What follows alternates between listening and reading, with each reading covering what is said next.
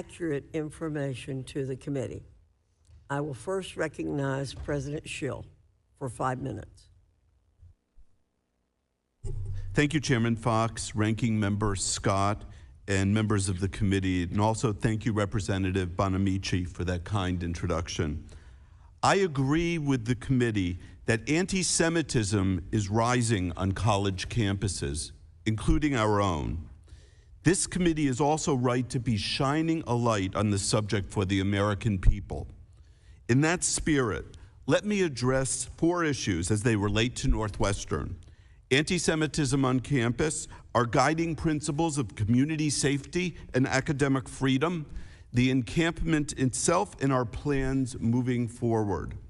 First, our universities are on the front lines of the disturbing spike in anti-Semitism that accelerated following Hamas's horrific terrorist attacks on October 7th.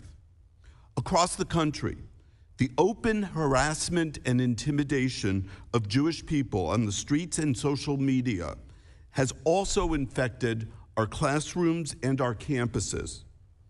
As the descendant of Holocaust victims and survivors, rising anti-Semitism in the world affects and alarms me personally. I lost relatives in the Holocaust, so it is not abstract to me that the world's Jewish population has not recovered to where it was before World War II. The fact that Israel is a cherished homeland is not theoretical to me. It is where family members who survived the war found refuge.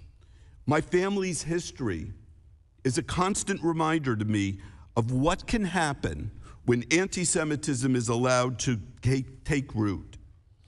Where there is conduct that threatens the Northwestern community, we must impose discipline, and we have done so. Yet I'll be the first to admit our existing rules and policies are falling short. We must improve our processes to meet the current challenge. At my direction, we'll be working over the summer to update our student conduct code. These new policies will be in place before students return to campus. We are confident we can continue to promote 2 principles at the core of our mission: free expression and academic freedom, while disciplining harassment and intimidation.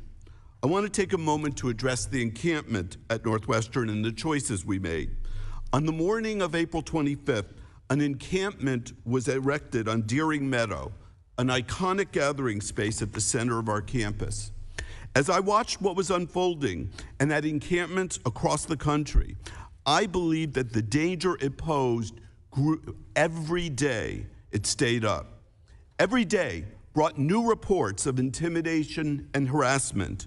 And then on April 28th, the day before the tents came down, the threat of confrontation escalated with the addition of outsiders to the university. For the safety of our entire community, I knew I had to act. We had 3 options to do so. First option was letting the tents stay up indefinitely. We never seriously considered this option. They were a threat to our community. The encampment was breaking our rules. There was anti-Semitic behavior that was making our Jewish students feel unsafe. I knew we had to take down the encampment and get it down quickly and permanently. Second, sending in our student affairs officers and the Northwestern Police Department to make arrests. That was the second option. This option ended up posing too high a risk to our students, staff, and police officers. There were limited law enforcement resources available to the university, and it also created, as we saw around the country, escalation, renewed encampments. Finally, talking with the students about leaving voluntarily. This was the path we took, and the encampment came down in just 5 days. We did not give in to any of the protesters' demands, and the commitments we made are consistent with our values.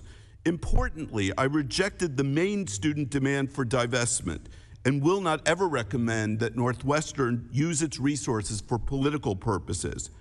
By engaging students with dialogue instead of force, we modeled the behavior we want to apply going forward. Now, going forward, I want to make every one of you know, I am personally committed to fighting anti-Semitism. We are going to reconstitute a task force that will benefit from the information from other task forces. We will revise our student code. We will enhance enforcement. We will increase our security. And we will do what we do best, teaching our students about the dangers of anti-Semitism. I'd like to thank you all for listening, and I look forward to your questions. Thank you. I now recognize President Holloway for 5 minutes.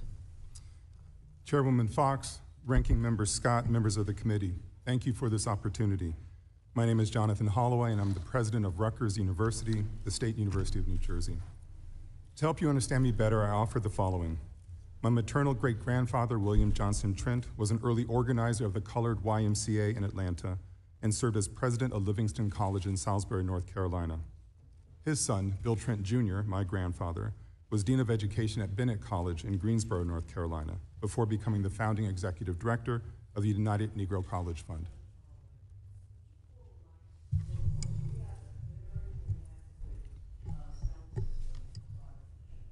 Sure, may I start the paragraph at the beginning? Okay, where I left off. Even closer. Okay.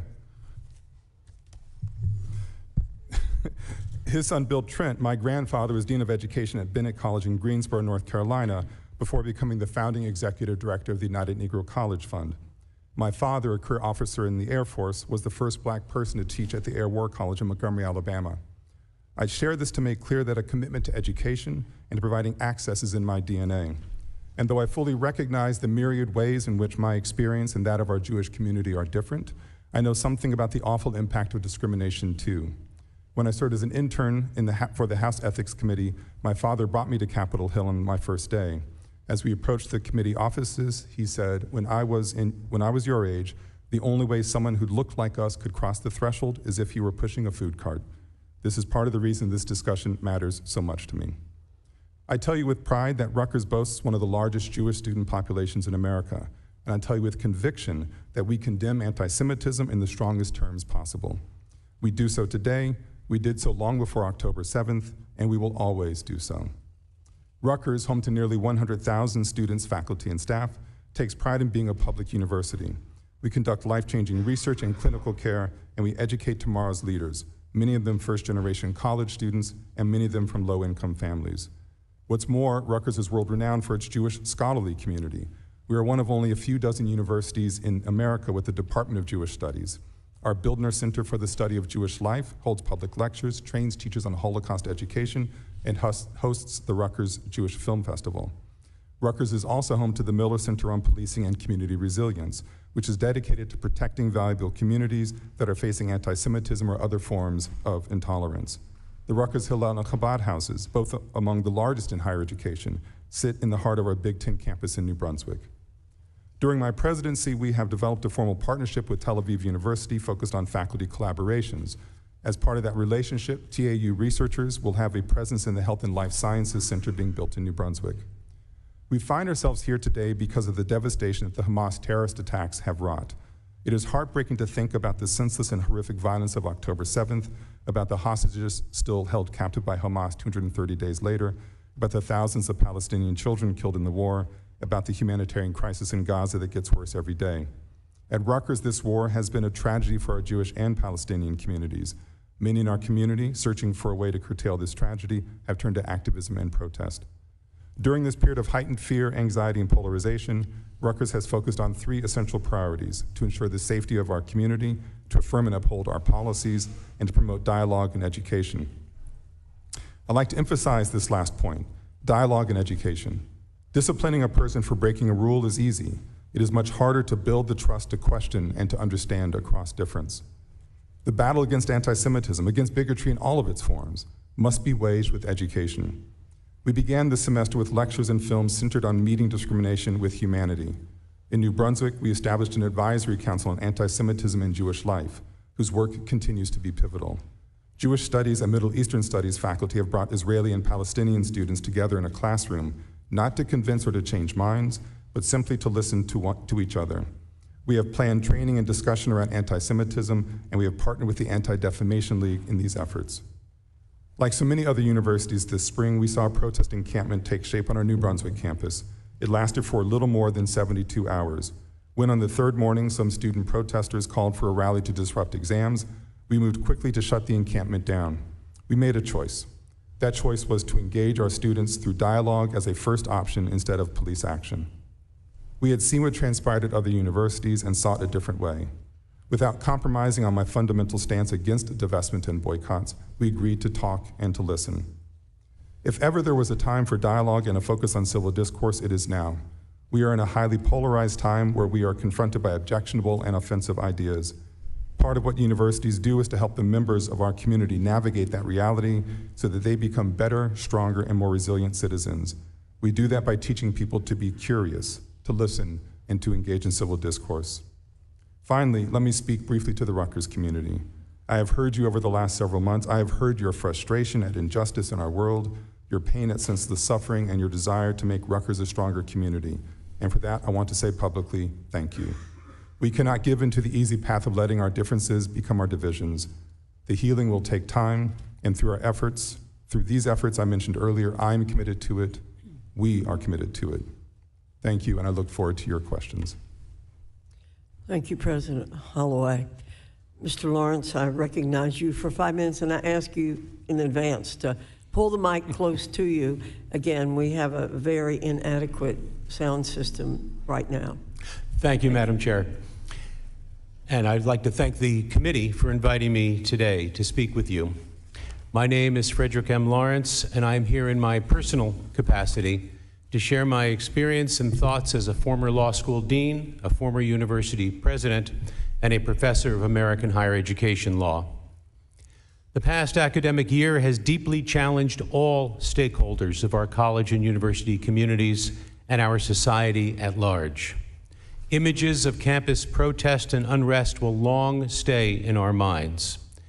It is precisely at times like these that we must hold fast to the first principles that underlie the mission of American higher education and that form the bedrock of a flourishing democratic society and a vibrant culture. Let me first emphasize that the safety of students on campus is critical and it is essential. Students cannot learn if they fear for their safety. No one is permitted to threaten another. And a university is both entitled to and required to respond to violence or threats of violence. Similarly, students do not have a right to disrupt the operations of a university unduly. For example, defacing, occupying, or blocking entry to campus buildings is not protected expression, whereas protests outside a building would be. So what should our universities do in these challenging times?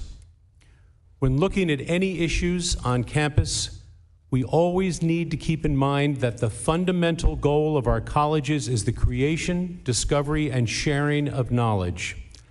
The intellectual challenges of campus life may come from many sources, including protest. That is why colleges should begin by presuming expression, including protest, to be protected forms of academic freedom and of free inquiry. Again, the limits of this expression are reached when actual threats or undue disruption of the university operations are involved. Universities must treat all members of a campus community as part of we, not they. There is no they where our students are concerned. We must encourage listening to each other, robust debate, and learning. Schools do best when they seek dialogue across ideological and political differences between and among the members of the campus community, and when they share a commitment to transparent decision-making. This approach is most successful when it draws on months, if not years, of conversation and engagement. I not only believe this to be true, I have seen it. I have had the opportunity to participate in the application of these principles on campus firsthand, including a recent free expression residency that was part of an ongoing campus-wide engagement on issues of expression, of community, and dialogue. During this time, I met with Jewish and Muslim student leaders to discuss their views on the Israel-Palestine conflict and how it affected their lives. I shared personal stories of a former colleague who suffered the tragic loss of his daughter and son-in-law when they were murdered on October 7th, and a former student born in Gaza whose family confronts the humanitarian crisis there. The ensuing discussion was not easy, but I believe that the students both spoke to and listened to each other.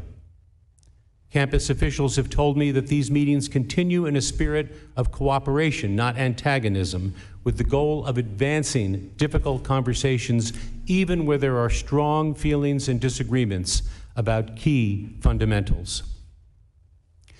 Colleges and universities exist to examine complex issues, challenges, and ideas, and to provide a forum in which issues and opinions can be explored and can be debated.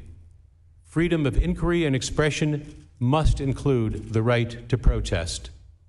As we seek productive paths forward, it is worth recognizing that this is not just a campus issue. We have seen increased polarization throughout the world, so we should not be surprised when this happens as well on our college campuses.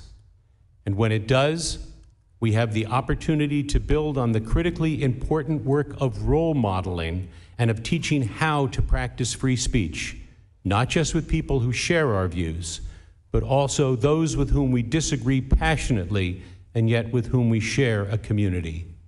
I thank the committee and I look forward to your questions. Thank you. Chancellor Block, you're recognized for 5 minutes. Good morning, Chairwoman Fox, Ranking Member Scott, and members of the committee. My name is Gene Block, and I'm the Chancellor at UCLA. Thank you for inviting me here today. Let me start by affirming that all forms of discrimination, including anti-Semitism and Islamophobia, are antithetical to UCLA's values and corrosive to our culture. I wish I could say that our campus has been immune to the disturbing rise of anti-Semitism across our country since October 7th. Sadly, that's not the case.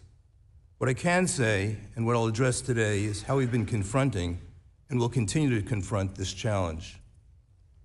Last summer, I announced my intent to retire this July after leading UCLA for 17 years. These are my final months of chancellor of this distinguished institution.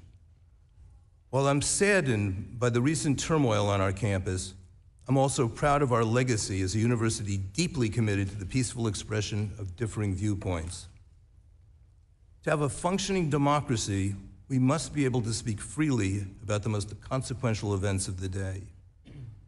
As a public university, UCLA is subject to a dual legal mandate: the First Amendment obligation to protect free speech on campus, and the obligation under federal laws to protect students from discrimination and harassment. This balance is often difficult to achieve, and it has been especially difficult since October 7th. I'm fully aware that many of our Jewish students have had to confront rhetoric and images on campus that any reasonable person would find repugnant. Trust me, I understand their pain. I've lived it myself. As a Jewish kid growing up in the Catskill region of New York with relatives who were Holocaust survivors and victims. As the former provost at the University of Virginia watching news coverage of neo-Nazis rioting outside the synagogue in Charlottesville where my children were called to the Torah. As the chancellor of UCLA, where an art show depicted me with exaggerated facial features that were reminiscent of caricatures of Jews during the Nazi era. As we all know, being an American means sometimes being asked to tolerate offensive and even hateful speech protected by our Constitution. But there are limits. At UCLA, we draw the line when speech crosses into intimidation, threats, and harassment of our community. UCLA has a proud history of peaceful protest. Before October 7th, we successfully navigated campus protests using strategies recommended by the University of California. But on April 25th, as a result of a conflict that spread across universities across the country, a protest sprang up at the center of our campus testing the limits of our approach. We are part of the University of California system. We followed University of California policy guidelines that directs its 10 campuses to only use law enforcement to remove protesters when absolutely necessary to protect the physical safety of our community. Accordingly, the encampment remained. As the encampment grew to more than 500 protesters, some of whom were not even affiliated with UCLA, it disrupted normal access to some classes.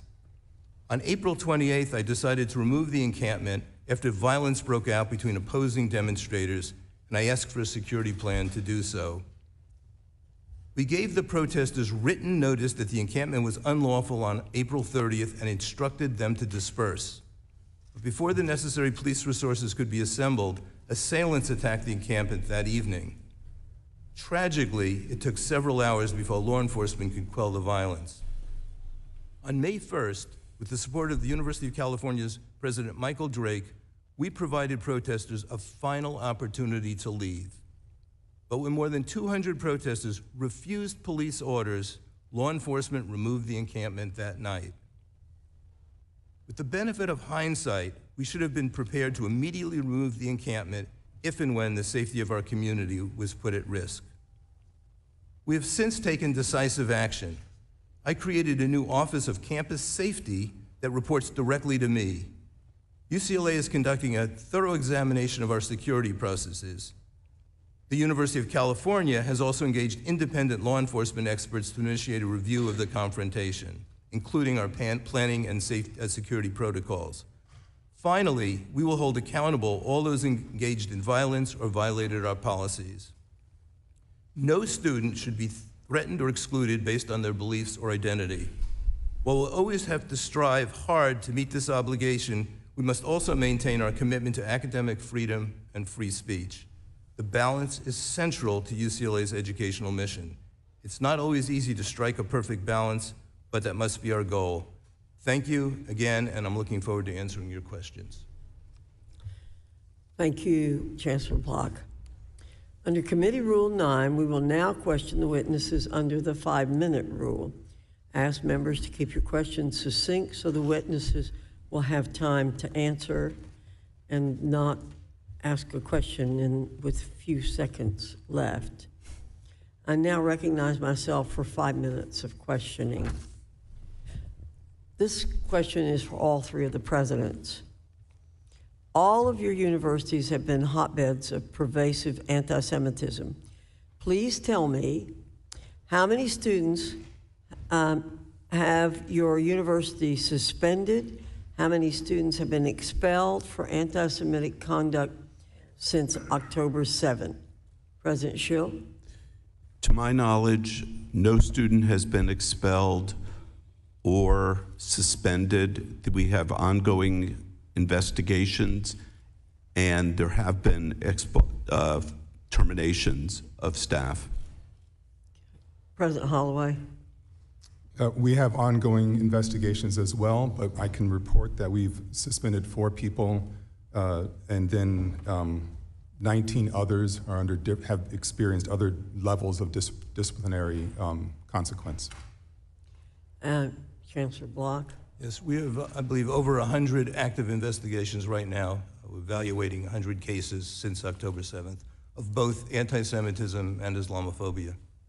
So, very few students have received any kind of disciplinary action from your campuses.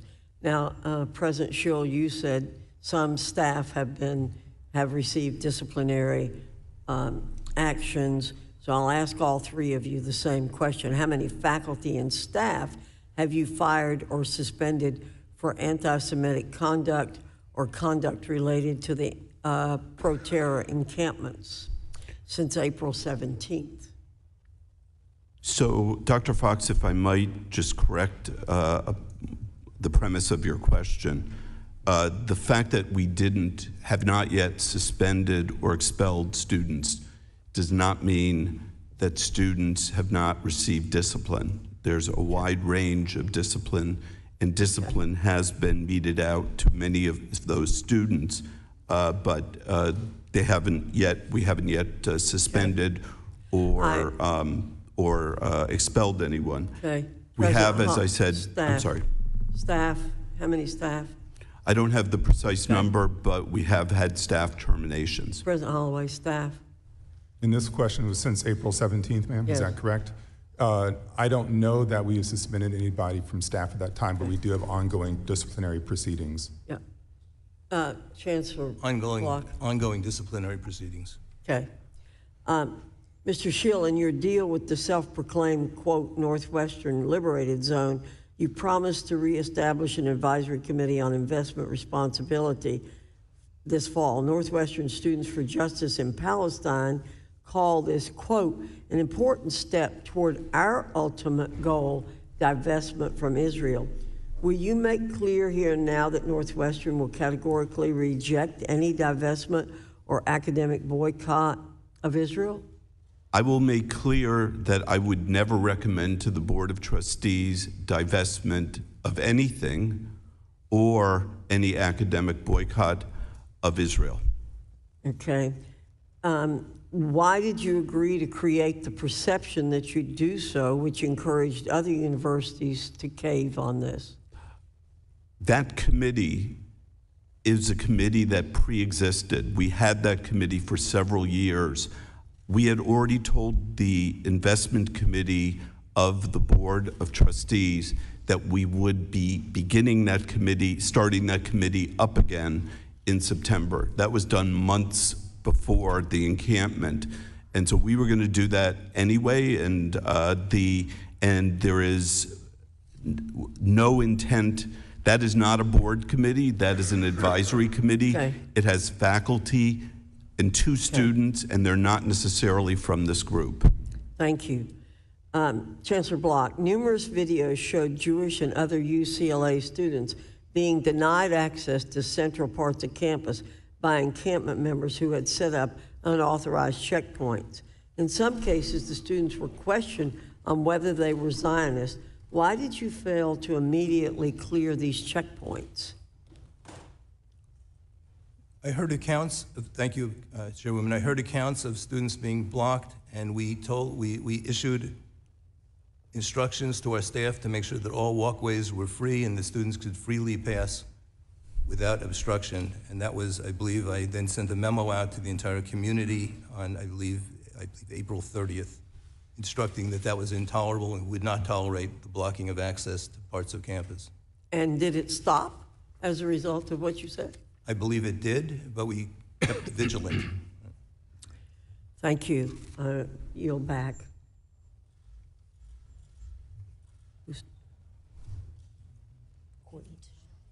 Mr. Courtney? Great. Thank you, Madam Chairwoman, and thank You're you to all the recognized. witnesses for being here today. As Mr. Scott pointed out, this is our 5th hearing on this topic, which is perfectly legitimate and appropriate, but I think it's also important to remember we're an Article 1 branch of government whose job it is to authorize and appropriate the U.S. Department of Education. The Civil Rights Division of the Department of Education just reported in 2023 they had a record number of complaints for the department. If you go back to 2009, it's tripled in terms of the number of complaints, and a lot of those complaints involve anti-Semitism.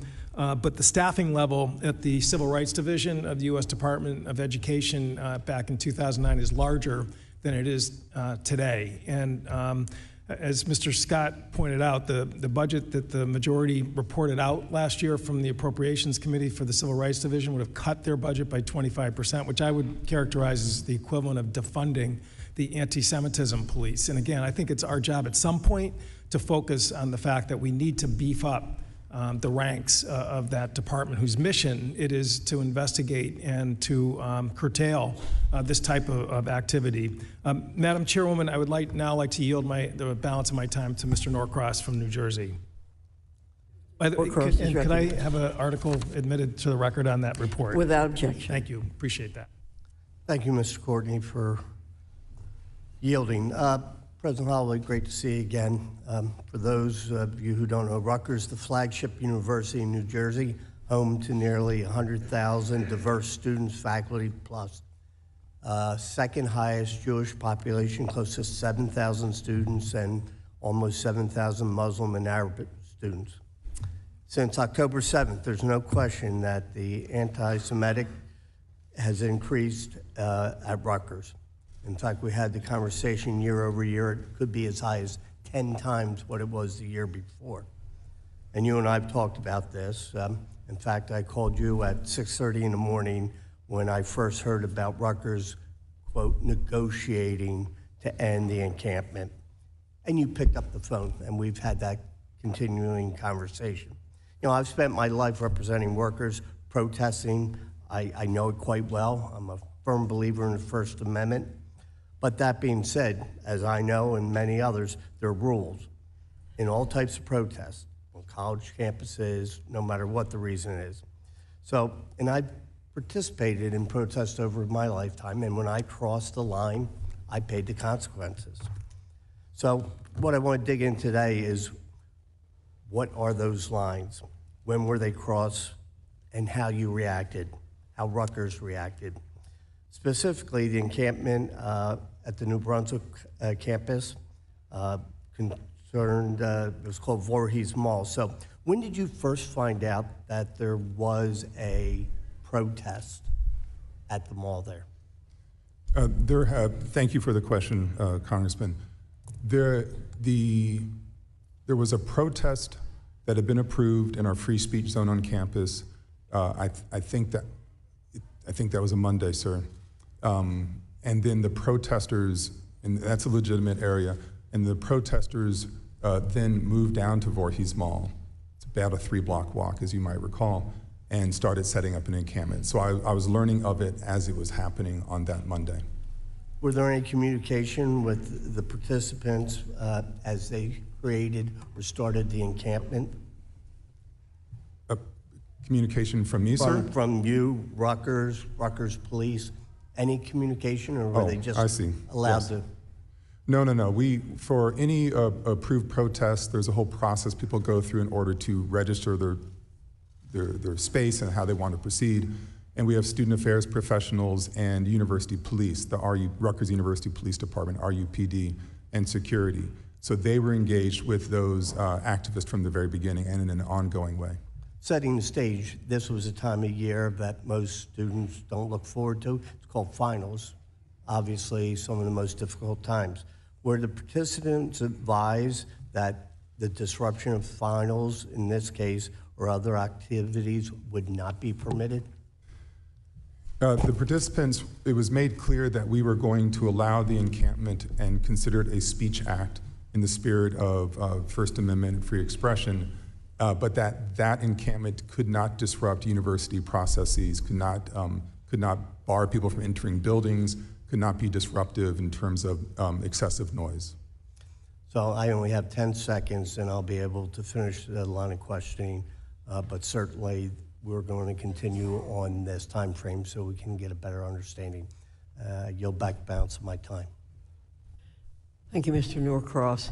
Mr. Wahlberg, you're recognized for 5 minutes. I thank you, Madam Chairman. President Shill, your President's Advisory Committee on Preventing Anti-Semitism and Hate recently disbanded after 7 Jewish members of the committee, including its co-chair and a university trustee, resigned in protest of your caving to the encampment's demands. You and your administration had cited the creation of this committee as proof you are working to counter anti-Semitism.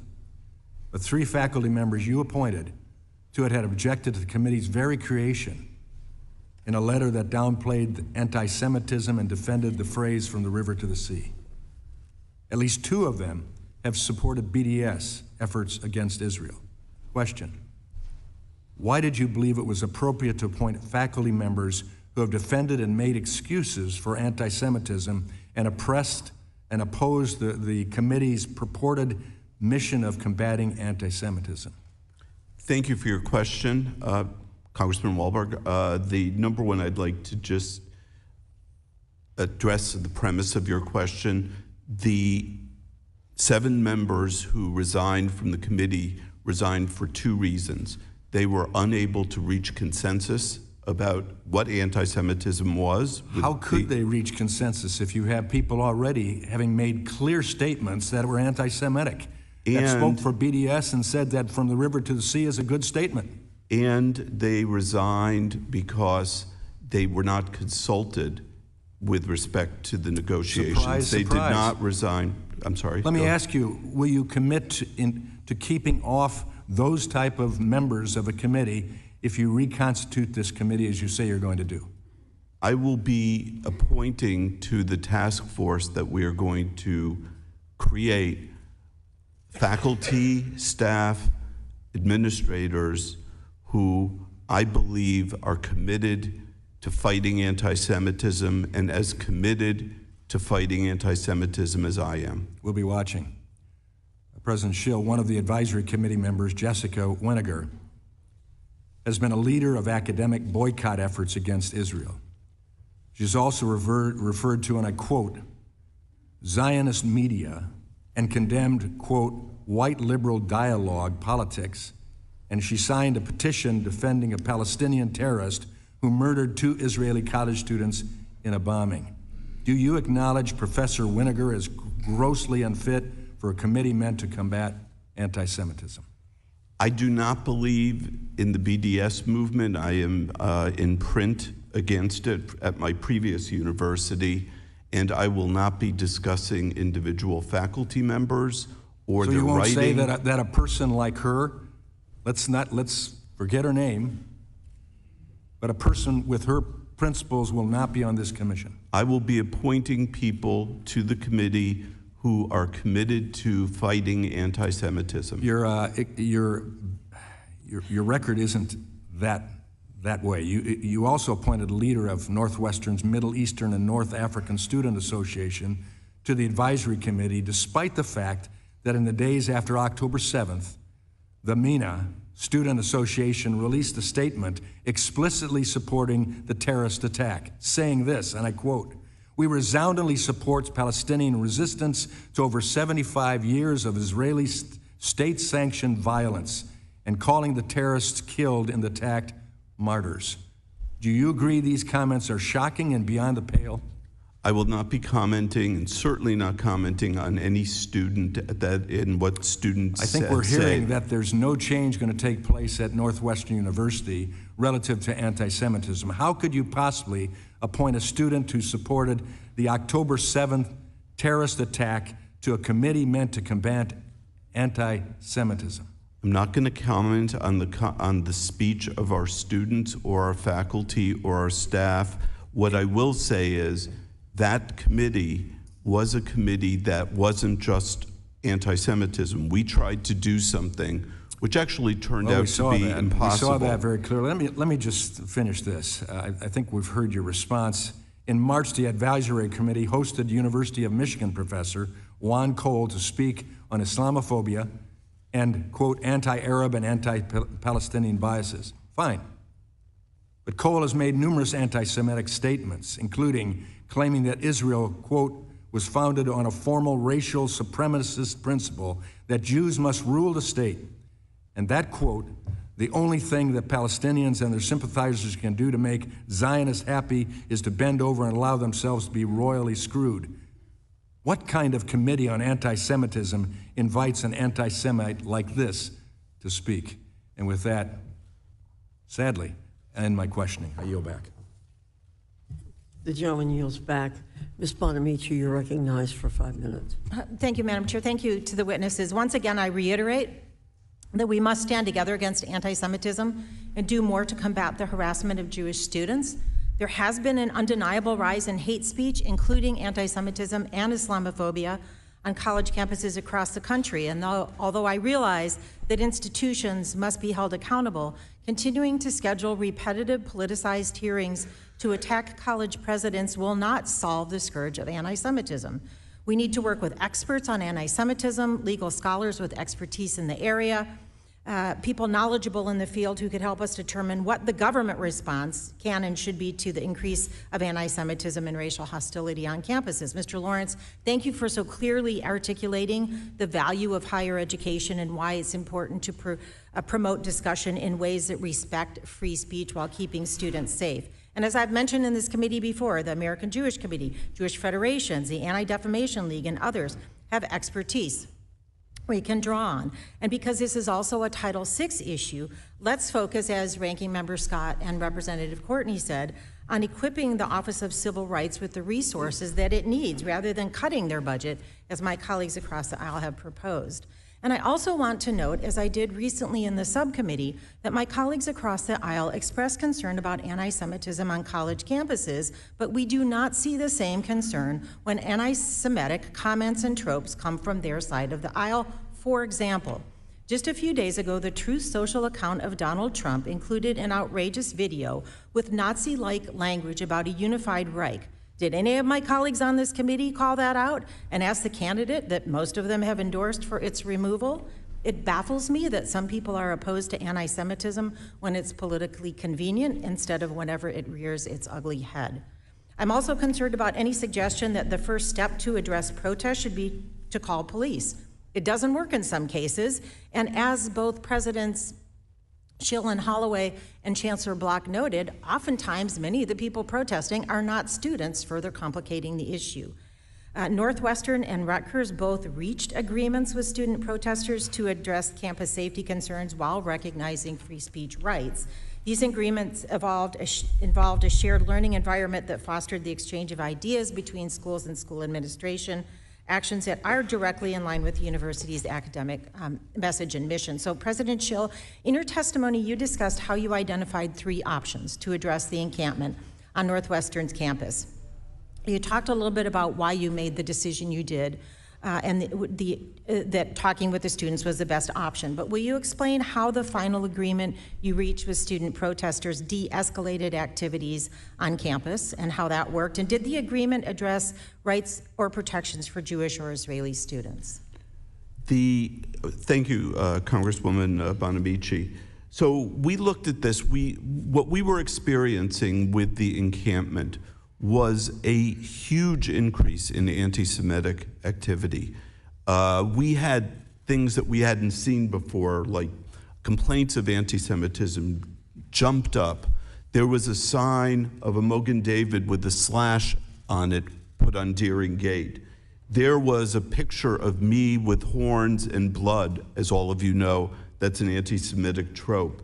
So we made a decision, and it was making our Jewish students feel unsafe. So we made a decision, those tents had to come down. Those tents had to come down. We thought about bringing in the police as an option. That option turned out to be not possible to ensure safety. And my number one objective and mandate, when parents give me their children or lend me their children, I need to keep them safe. And I'm going to do everything I can to keep them safe. And bringing in police, because of the size of our police force and the resources, would have endangered our police, they would have endangered our students, and they would have endangered our student affairs staff. So then we made the decision to talk to our students, to model the behavior that we want to be engaged in, that dialogue rather than force. And we had a de-escalation. The tents came down right after the agreement was struck. The entire protest is now in conformity with university rules. We also there was nothing in that agreement that, just to be responsive to your full question, that specifically addressed the interests of Jewish students other than getting rid of that encampment, which was making our Jewish students feel unsafe. They couldn't walk through Deering Meadow. They couldn't pass Deering Meadow.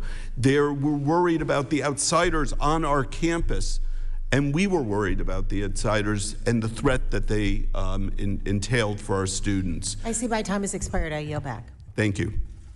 Thank you, Ms. Bonamici.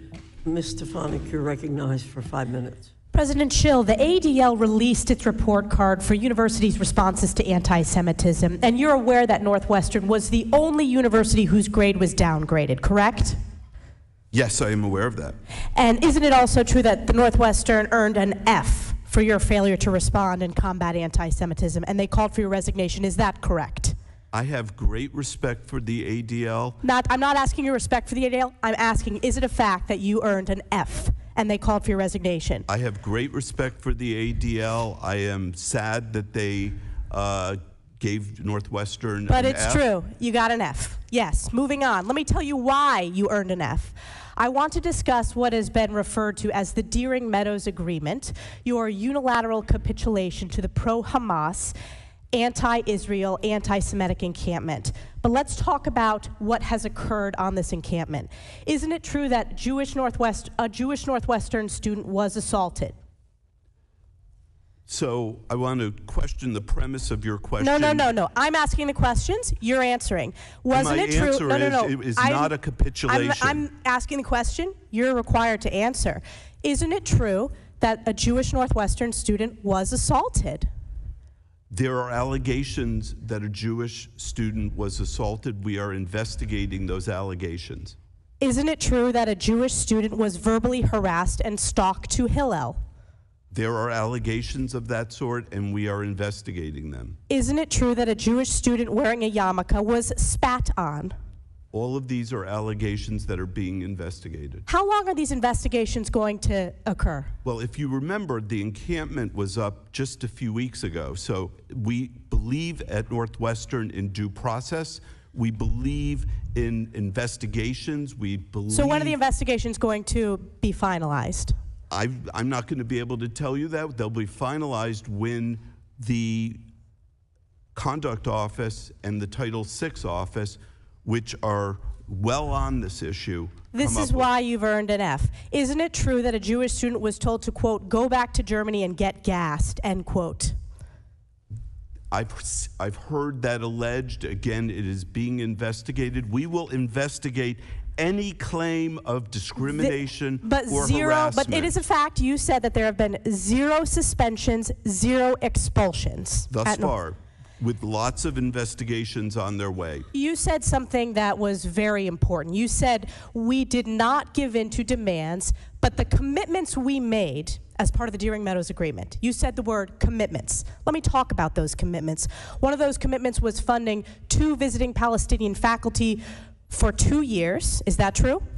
This is part of a program that we have had. We have used it with Afghanistan, Ukraine. It's for war-torn But isn't it true? I'm asking you. Okay. The other one is you will fund the full cost for 5 Palestinian undergrads. That is also part of the program sponsored by our Buffett Institute. It is not a new program. It exists for people whose education and research has been interrupted. It was announced as part of the Deering Meadows Agreement. Is that correct? It was part of it. Was a goal set forth in the Deering Meadow Agreement. It will also include people from Israel. Who was consulted when you embarked on the Deering Meadows Agreement? Was the President's Advisory Committee on Preventing Anti-Semitism and Hate consulted? That was not within the purview of the anti-Semitism and other forms of hate committee. Was Northwestern's Board of Trustees consulted? The chair of our board was consulted. But not the entire Board of Trustees? Our Board of Trustees has over 120 members. And isn't it a fact that members of the Board of Trustees expressed dissatisfaction with your failure to consult them? There's been some members of our Board of Trustees who have expressed dissatisfaction that they were not part of the decision-making. Did you consult with the General Counsel of Northwestern or an outside counsel on the Deering Meadows Agreement before it was agreed to? Yes. Are you aware that board members asked you this question and you said that you had not consulted? Not the outside counsel. The general counsel of the university was part of my team managing this problem. Did you consult with 2 members of the advisory committee that I referenced previously, the anti-Israel professor Jessica Winiger and the Kellogg professor Noor Katili? Were they consulted on the Deering Meadows Agreement? I consulted with several members, including them, but also including the Hillel director, and also including the Let's chair talk about of the the Hillel committee. director consultation. Isn't it true that you asked the Hillel director whether it was possible to hire an anti-Zionist Hillel, head of Hillel, rabbi? I did not. I absolutely did not. I would never hire anyone based upon their views of being Zionist or anti-Zionist. That is not what I do. That's not what That's a great not according to the university whistleblowers does. that have come forward to this committee. Mr. I can't say Stefanik, your who has time talked has to you or not expired. talked to you, but I can tell you I can assure you the many people truth. have spoke to this committee. Thank you. Mr. Takano, you're recognized for 5 minutes. Thank you, Madam Chair, and thank you to the witnesses for being here today.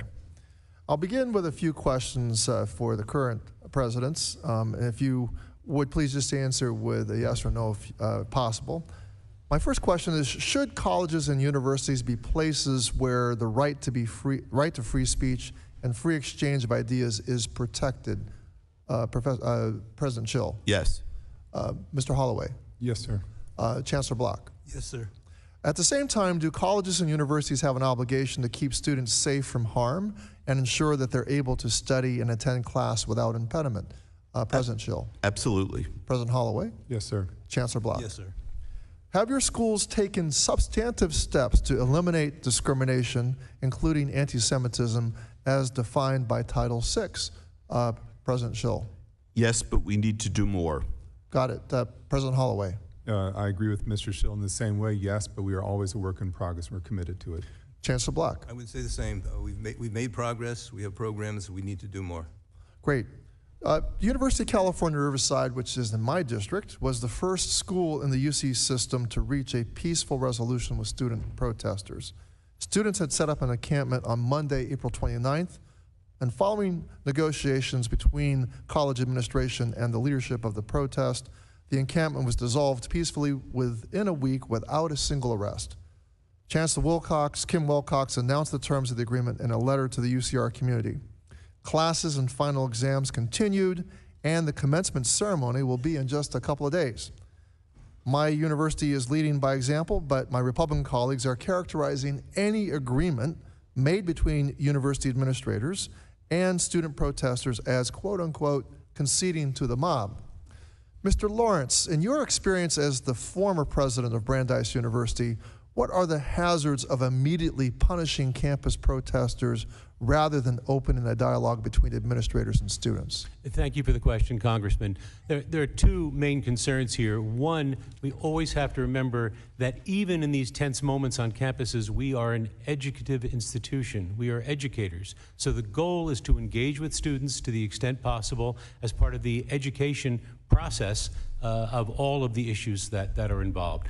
Second, and regarding safety, you're always looking to try to find ways to de-escalate conflict to the extent possible.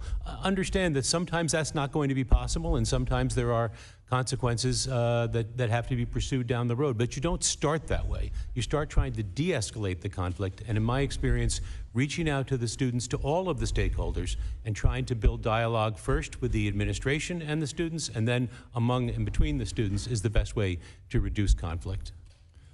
So, Dr. Shill, was the encampment at Northwestern dismantled peacefully? Yes, it was. Were there any arrests? There were no arrests needed. And Dr. Holloway, the same question. Was Rutgers encampment dismantled peacefully? Yes, it was, sir. Were there any arrests? No, there were not.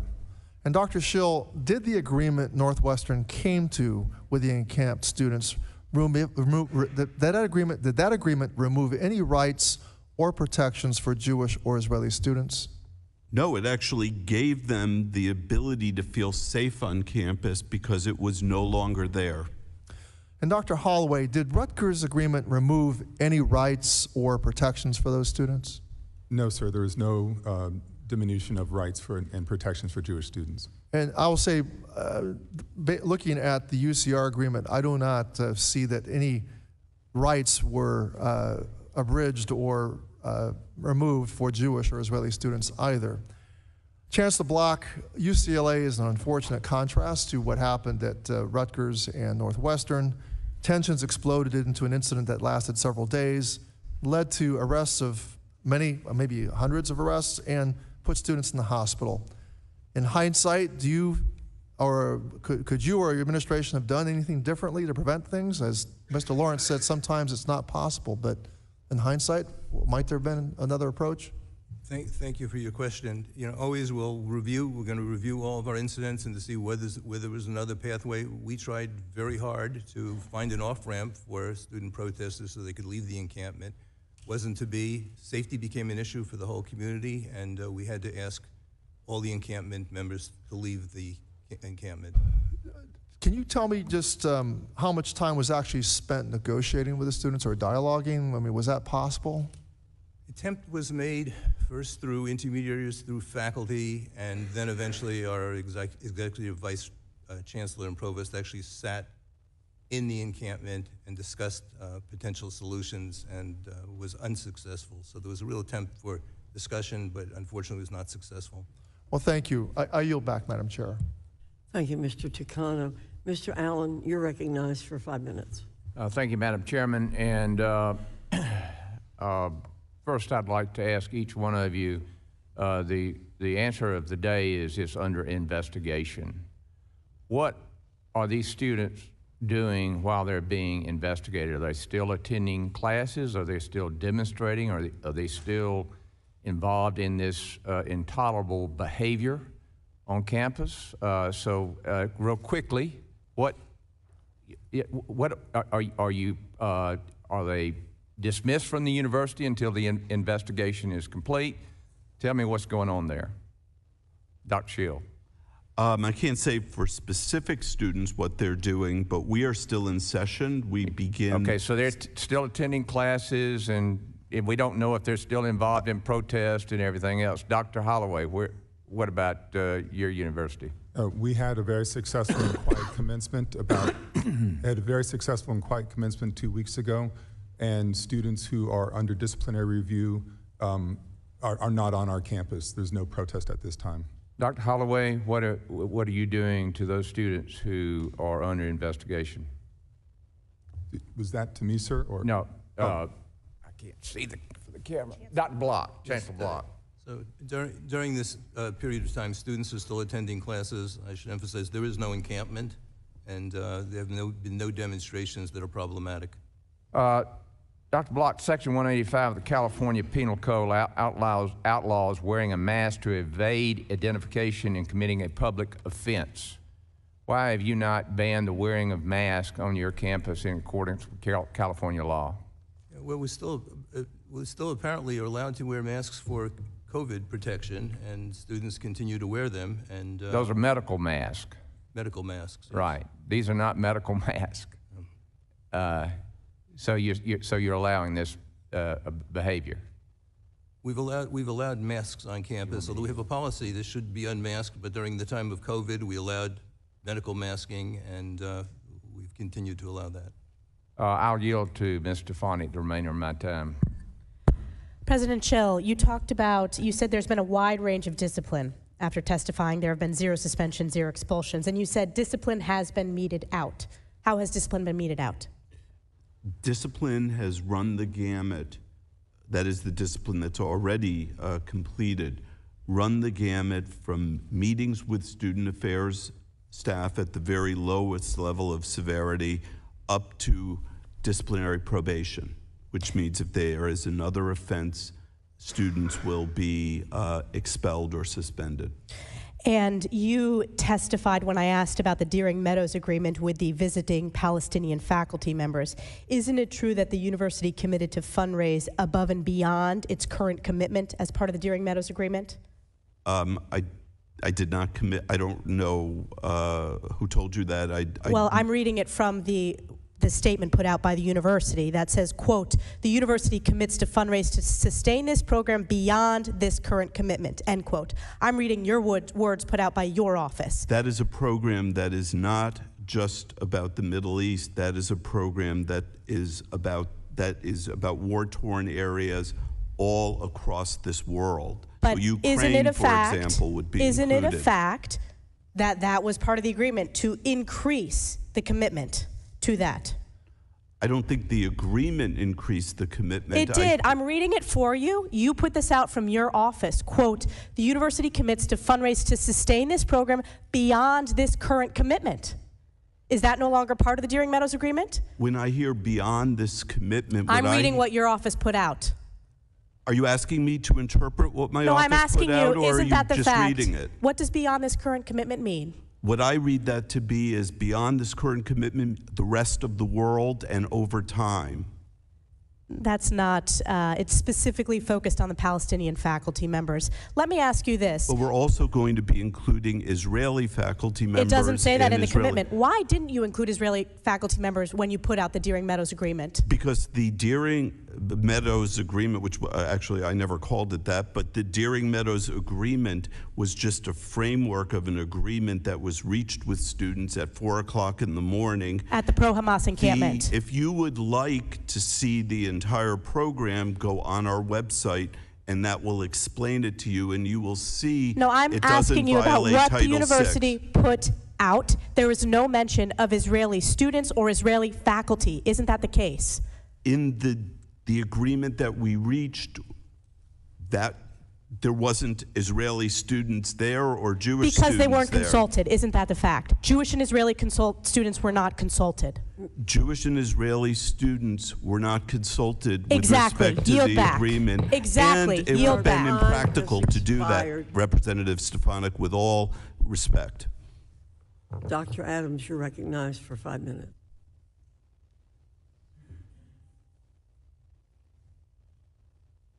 I'm sorry.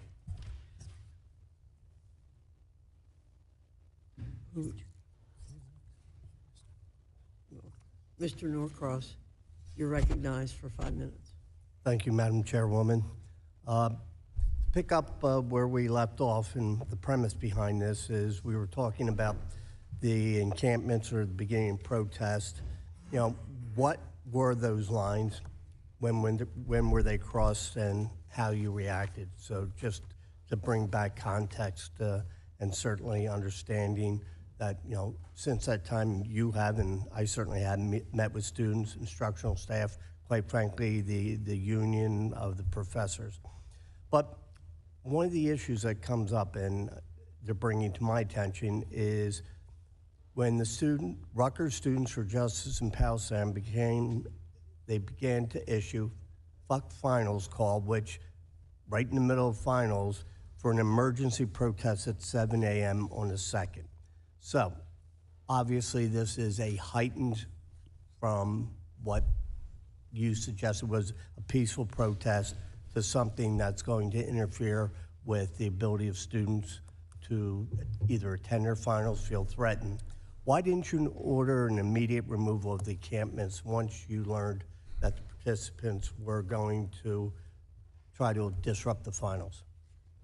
Thank you for the question. On the day of, I woke up probably around 6:15, and that's when I discovered the Instagram post that you're referencing, sent out by SJP. Within minutes, I was in touch with my leadership team, and I would say roughly by 6:30, we were all on a Zoom talking about the situation.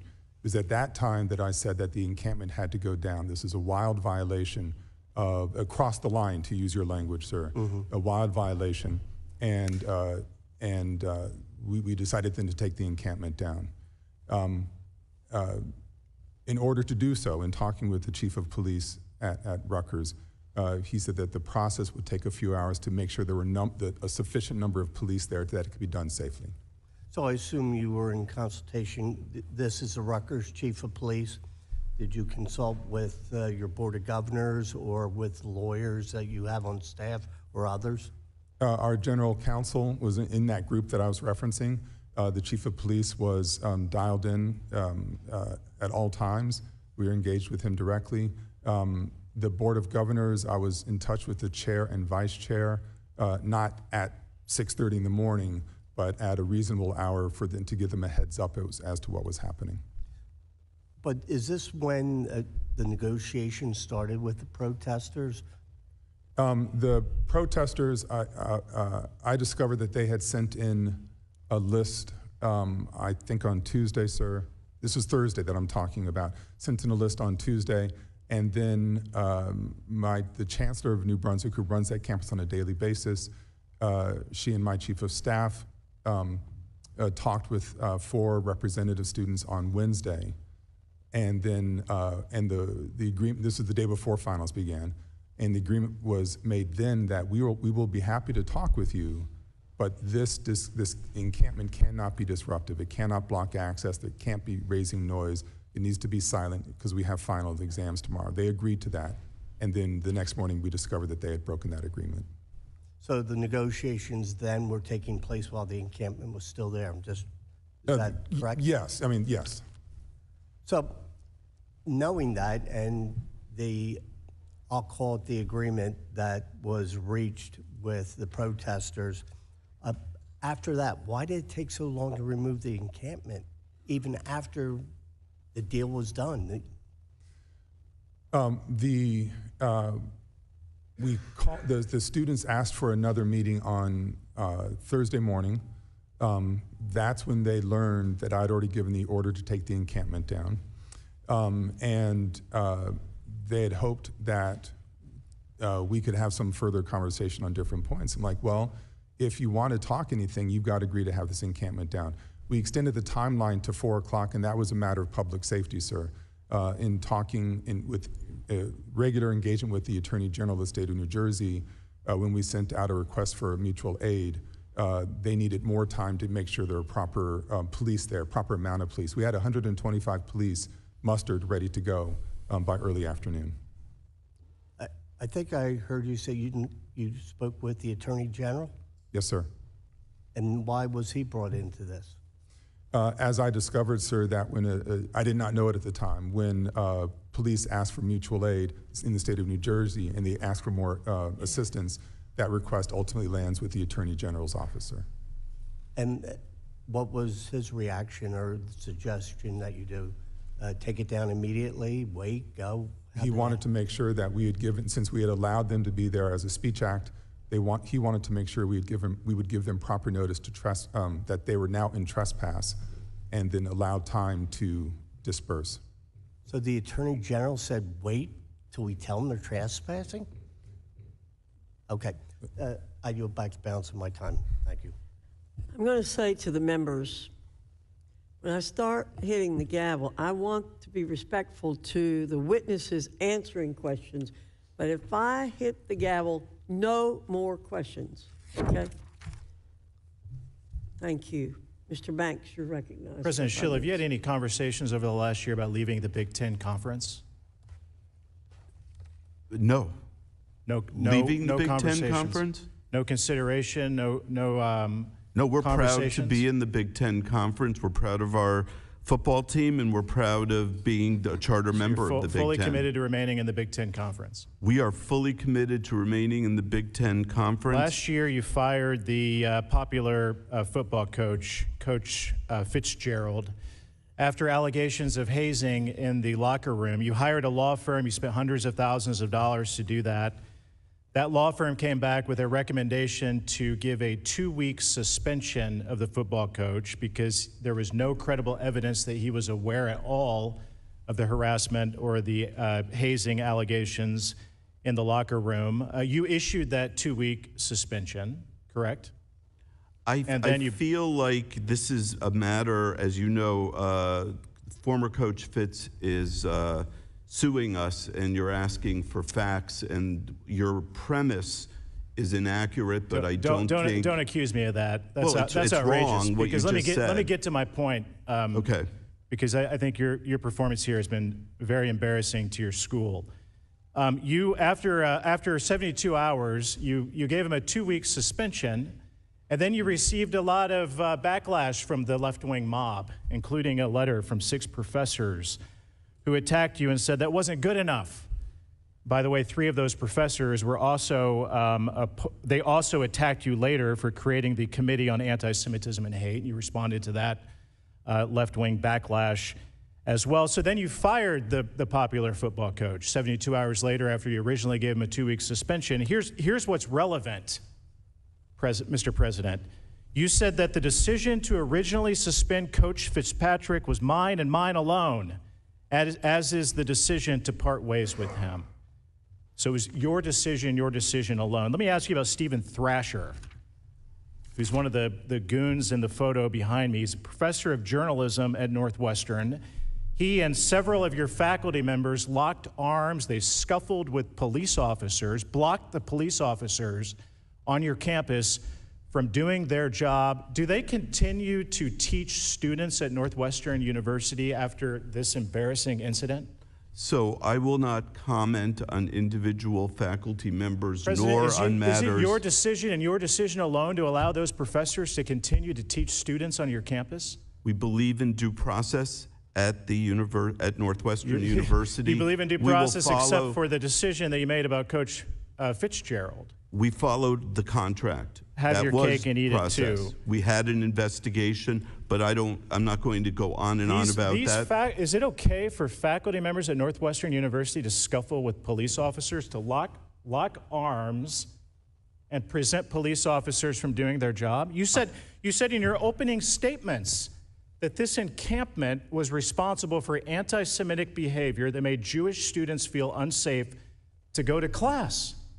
Is it okay for faculty members? Do they get away with that at Northwestern University? I am not going to comment on ongoing investigations and faculty personnel matters. There is a rule at the university that is confidential. That those faculty members would continue to have a job. Thrasher, by the way, is something of a professional prognosticator. In fact, he went to Columbia University to participate in their encampment, and you pay his bills. You're responsible for Stephen Thrasher's activities, which is really, really crazy. Let me ask you this.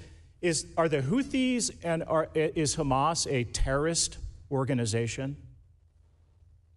Everything I know suggested that Hamas is a terrorist organization. Is it okay for professors or faculty members at Northwestern University to praise Hamas or the Houthis?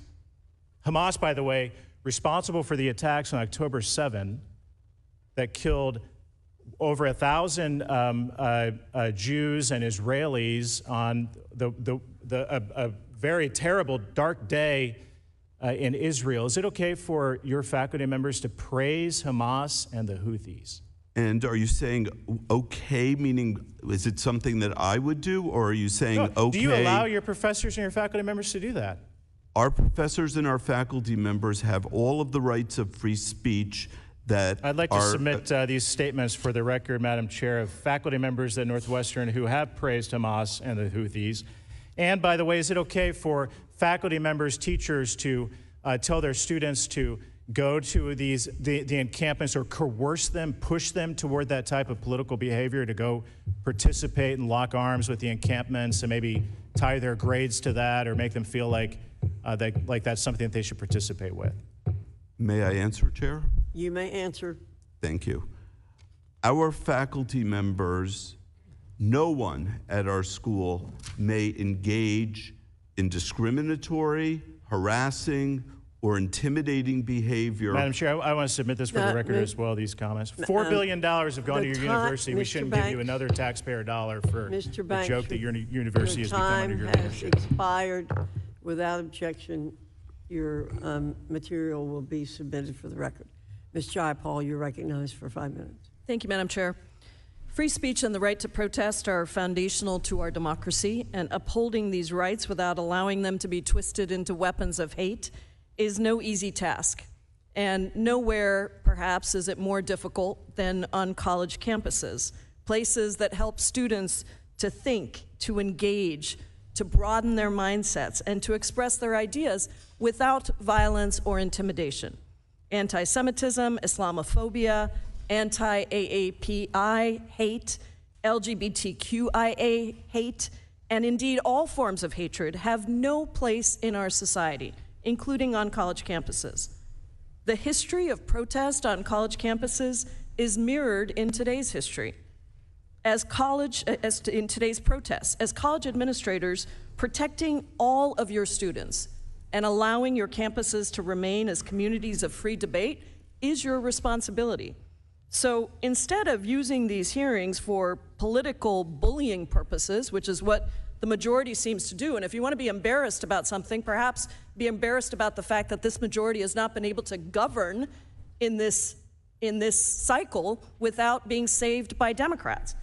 I, for one, am interested in hearing and learning about what successful negotiation and de-escalation looks like in the context of protecting students and free speech. Mr. Shill, I'm a proud MBA graduate from the Kellogg School at Northwestern University. In fact, many of my courses were about negotiation and mediation. And you have described college presidents as being between a rock and a hard place in a recent op-ed, and certainly we see that. I agree completely with your eloquent comments on the need to fight the scourge of anti-Semitism on our campuses and everywhere, and I appreciate your own lived experience and your work to do that. You did not mention other forms of hate that have also arisen against Palestinian, Arab, and Muslim students on your campus. Do you have the same level of commitment to fight that kind of hate against those students? And can you tell me what efforts you are taking to address safety concerns for those communities? Absolutely. Any form of hate, any form of discrimination or harassment based upon Title VI or other rules at the university, we will investigate any complaints, and we have gotten complaints that sound in Islamophobia, and we will investigate them. We will also protect all of our students, whether on campus or off campus, and we will connect and communicate.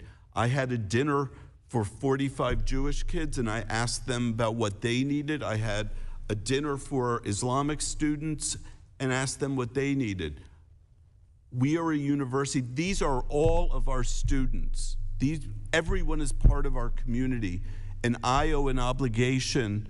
My number one obligation is public safety and is their safety, because if you don't feel safe, you cannot learn. And that's what Northwestern does better than any other university. As you know, because you're an alumna, it teaches and it does research and it creates an environment for learning. Thank you. You commented some on this, but I wanted to know if you had more to say about the options and the outcomes that you considered before choosing negotiation. You were actually successful in ending your college's encampment by peacefully negotiating with the protesters. Did you have anything you wanted to add about what you were considering as you decided to take that course of negotiation? So, as I said, we had to get the encampment down. We needed to, the police solution was not, number one, not going to be available to us to keep people safe, but also may not be the wise solution, as we've seen at some other universities around the country. So we found, and we were fortunate to have students who were willing to negotiate and were willing to give up their demands that they came into us for. Their number one demand was divestment. We said no. We said absolutely not. We said nothing that singles out Israel. And then we said, let's think about what will make the university stronger, what will be important for your community. And then we came to this agreement over time, hearing what their needs are. And I would do that. I would listen to the needs of any community. And I have to say, most of these things, we had already been in communication with our Muslim students. For example, the House for Muslim Students and MENA students, that was already in conversation for a year. They had no place to pray. They had no place to eat and celebrate Ramadan. So that was something that we accord to our Jewish students, to our Catholic students, to our Lutheran students. So we want to meet the needs of our students where they are. And that's what the agreement ended up being. I really appreciate your focus on negotiation and a peaceful resolution and protecting all students. Thank you, President Shill. Thank I yield you. back, Madam Chair. Thank you, Ms. Jayapal. Mr. Owens, you're recognized for 5 minutes.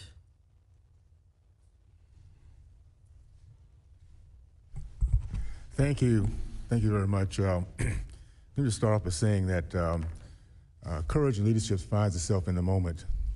And I must say, we, as a nation, we're seeing that it was not available. We did not see that in these college campuses. What I think we were looking for was strength, fairness to all, including our Jewish students, wisdom and the recognition that hatred cannot be negotiated with. I'm really curious. I'm trying to understand how you have negotiations. And by the way, President Shill, would you have the same patience, the same strategy if these were KKK white supremacists that were trying to negotiate that was actually attacking and intimidating black people? Would you have the same patience with that? Would you do Representative Owens, thank you for the question. I'm not going to engage in hypotheticals like that. No, that no, is no. not This is how you deal with hatred. I'm trying to give you a kind of understanding that we're talking about Jewish students. If it was black students against KKK instead of pro-Hamas, would you deal with them the same exact way as you dealt with these two students? I'm not going to engage in hypotheticals. All right, so the answer is no. Okay. Let's move on. I'll just say this. It's striking that you decided to negotiate a sweetheart deal with pro-Hamas students and professors who denied October 7th. Either they deny it, they celebrate it, or they simply don't care. I looked at that as pure evil.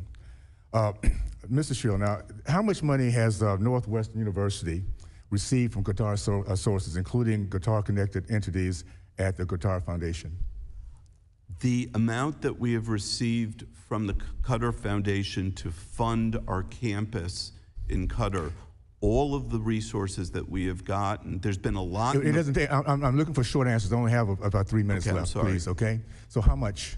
I don't have the dollar number. You have a check that says. Oh yeah. Let's say between 500 and you have 7 a check million, that says 100 that million, amount. okay? Every dollar has gone to the operation of the campus or the management of the campus. Would you mind doing me? We'd like to have a complete, transparent accounting to just how much exactly is coming from this.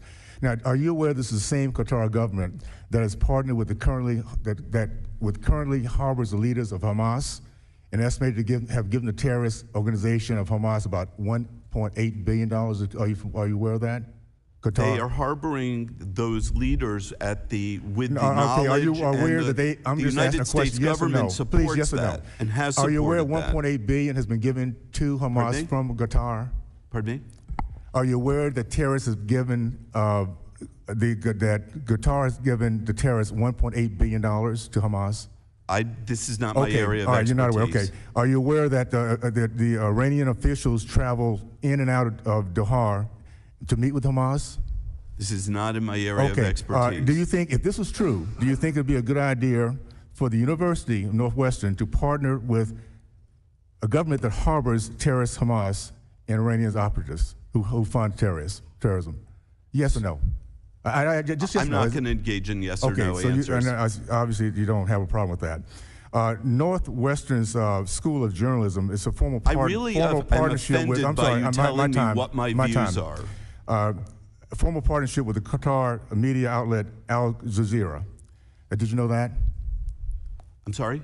Did you know that your Northwestern School of Journalism is a formal partnership with Al Jazeera?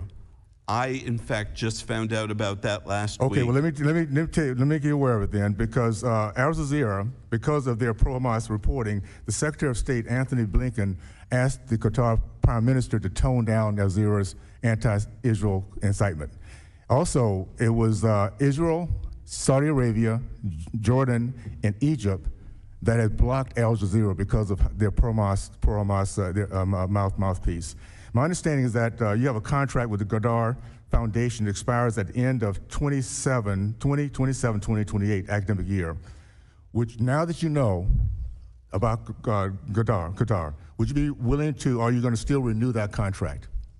The review of that contract is being done by the provost office, and okay, it will so be, it is. So I'm may sorry. I just finish I'm the sorry. answer? These are really short questions. Knowing that Al Jazeera is a mouthpiece for the Hamas, are you willing to end that partnership? The decision with respect to the Qatar campus is ultimately the Board of Trustees, and I actually am concerned by the agreement that you're talking about with Al Jazeera. Well, and we are going to look into it. Yeah, okay. This is an issue that I'm thankful we're pulling the curtains back, because this is not just beginning now. Obviously, it's been going on a long, long time. We're going to make sure we keep follow up on this. Thank you, and I yield back. Mr. Owens, your time has expired. Mrs. Manning, you're recognized for 5 minutes. Thank you, Madam Chair. Thank you to our witnesses for being here today. Clearly, none of you were prepared for what happened on your campuses after October 7th. And I have spoken with Jewish students, faculty members, alumni who have described countless horrifying and relentless incidents of harassment, intimidation, the use of Jewish tropes, the putting up of leaflets and the tearing down of hostage posters, the isolation of Jewish student groups, of Jewish students rather, forcing them to leave official student groups, from student government to dance troops. Students were unable to get to class. They were afraid to go to the dining rooms. They could not study. They had classes and exams canceled. What has been described to me has been nothing short of the normalization of anti-Semitism on your campuses. But this normalization of anti-Semitism did not start on October 7th. It predated that date by many years, and it reflects a failure to take anti-Semitism seriously, a failure to treat anti-Semitism the same way you would treat any other kind of discrimination. It has been fostered by years of teaching a one-sided anti-Israel view by many of your professors and by a demonization of Zionism, which is the centuries-old quest by the Jewish people to return to their ancestral homeland and control their own destiny. President Shill, why hasn't Northwestern taken serious steps to address the normalization of anti-Semitism and anti-Zionist teachings on your campus long before October 7th? So thank you for the question, Congresswoman Manning. I believe we are taking steps. I believe you are absolutely right. None of us were prepared for what we saw on after October 7th, and you have my commitment that we will do what is necessary to combat anti-Semitism, but we will also do what is necessary to educate our students in the evils of anti-Semitism as well as the roots of anti-Semitism. And it's a shame that this disaster finally brought a recognition that that kind of education is necessary. I know you had an anti-Semitism task force. It had no experts on anti-Semitism on the task force. Will you commit to putting together a task force that has experts on anti-Semitism? It actually did. We did have a faculty member who was a consultant to the Holocaust Museum, so we did have someone on the committee there. But we will definitely have people who are knowledgeable and who are aware of anti-Semitism. And will you commit to training not just students, but also your faculty members on what anti-Semitism is and the dangers that it presents, not just to Jewish students, but to the foundations of our democracy? I believe that's a good idea. Thank you. Chancellor Block, same question for you. Yes. So we admit that this is a challenge. And it's been a challenge. I have emails dating back to 2014 from dedicated alumni who tried to alert you of the growing problem with anti-Semitism that was growing on your campus. So we responded. We've tried to respond with education and obviously with enforcement where there are complaints about specific anti-Semitic events. We developed an online training module on anti-discrimination. We bolstered the part on anti-Semitism. We have orientation. Are all your students required to take anti-Semitism training? They're not required to take anti-Semitism. The anti-discrimination module is recommended for all incoming students. Approximately 90% of our students take an online training for it. It's talked about at orientation. And does that include anti-Semitism training? It has anti-Semitism discussion. And do you think it needs more? I think we need to do more. I would agree. And do your faculty also need to take that anti-Semitism training? I think faculty could benefit also from understanding the challenges of our students today, and I agree. Okay. And President Holloway, same question to you. By the way, I have been at college in my district, so I understand your roots. Thank you, ma'am. I want to say from the beginning that we are living in an age of heightened discrimination and anti-Semitism, absolutely. The campuses are no different from the rest of the country, and any expression of it, I think, is absolutely horrible. What I also want to say is that we address every instance that's brought to our attention of discriminatory behavior, including anti-Semitism. Thank you. My time has expired. I yield back.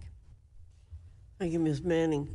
Mr. Good, you're recognized for 5 minutes. Thank you, Madam Chairman. President Holloway, the Rutgers Newark campus hosts a think tank called the Center for Security, Race, and Rights, or CSRR.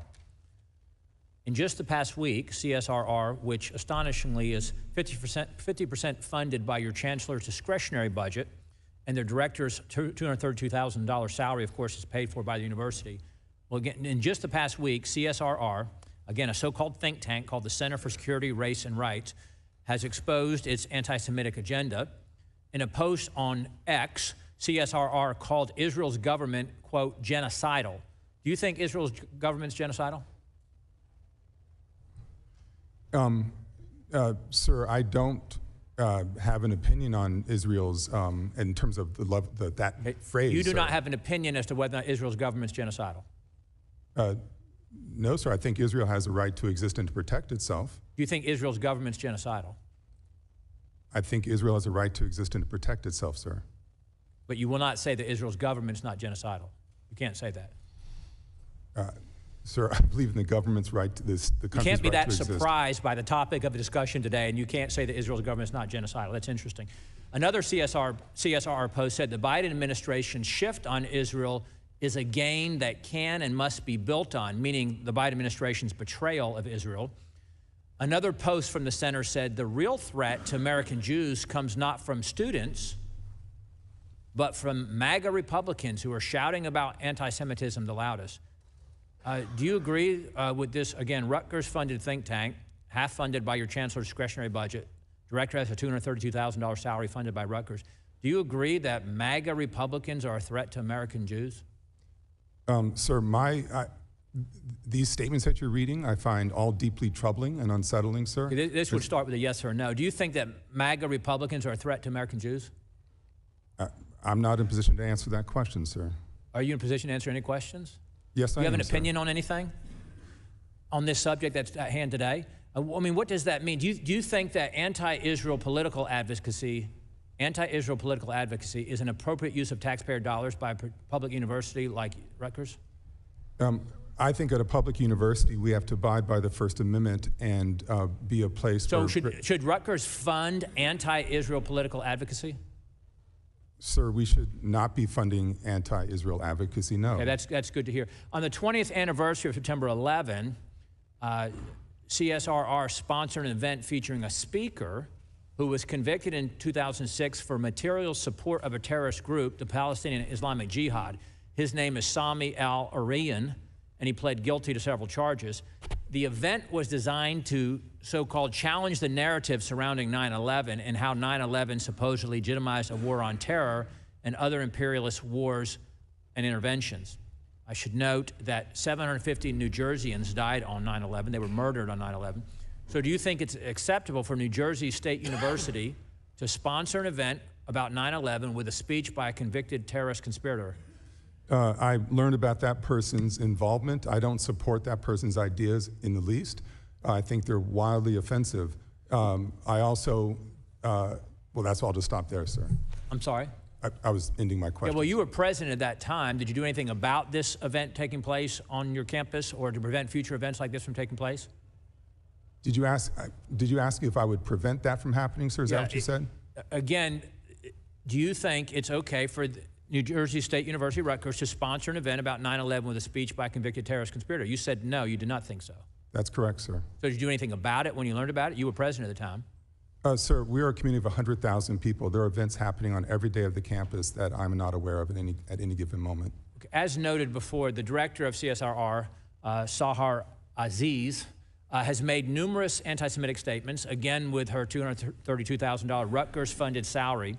She signed a statement condemning, quote, the racial supremacy of Jewish Zionist nationals, saying that Jews are more privileged than Muslims and delegitimizing both Israel and the U.S. as, quote, racist settler colonial states. given that statement and her center's anti-Semitic pro-terrorist activities, do you think it's appropriate for Rutgers to continue to fund this office and pay her salary of $232,000? Is that okay? Is that cool with you and Rutgers? There's very little that I find easy about the center, sir. I personally disagree deeply with a lot of the ideas that are come from that center. But are you going to close the center, or you just keep on funding it, keep paying that salary? I have no plans to close the center, sir. Yeah, I'm not surprised. Thank you, Madam Chair, and I yield back. Thank you, Mr. Good. Ms. Wild, you're recognized for 5 minutes. Thank you, Madam Chair. President Holloway, just as an incidental matter, as ranking member of the House Ethics Committee, I want to thank you for your early service to that committee. I hope it was a valuable experience for you. While I understand that free speech is a critical tenet of our democracy, I think we all agree on that, I do worry about whether the campus protests we've seen this year veer into hate speech.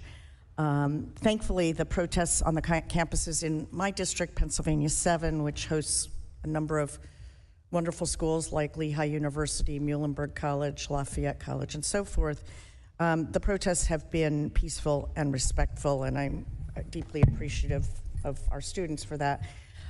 Let me also say that I commend the restraint shown by some of you in not creating a police state on your campuses.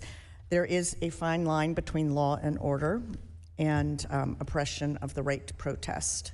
And that's a really fine line, and I respect the very difficult job you've all had this year. As a Jewish mother of 2 young adults, I have to say that I am deeply saddened and dismayed by the increased evidence of anti-Semitism across our country and around the world. And much as I truly believe that college is a place where young people learn to think critically, I also have some concerns about whether students are getting enough guidance on this issue from administrations. So I want to start, President Shill.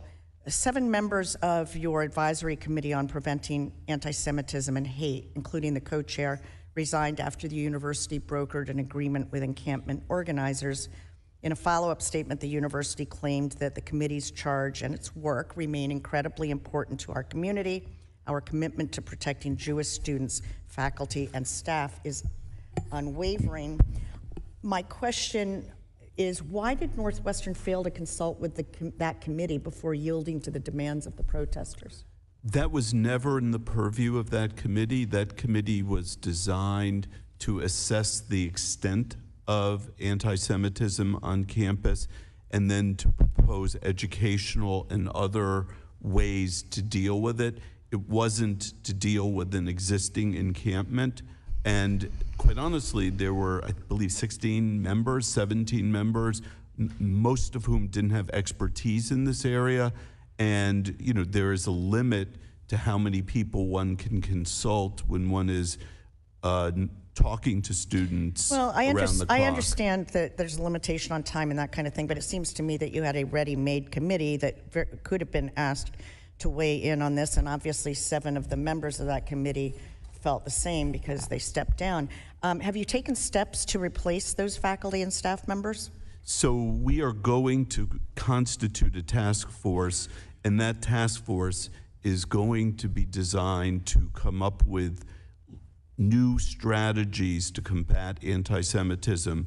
What we're going to do is ask that committee to look at the wisdom of other anti-Semitism committees around the country. Indeed, this committee wrote a report I think 2 weeks ago, in which it summarized the Harvard Anti-Semitism Committee, and I will be asking them to look at the recommendations. I hope that you will consult with that task force or committee in the future when you've got this kind of situation. I've got limited time, and I do want to ask, and this can be to any of you, hopefully all of you, with short answers.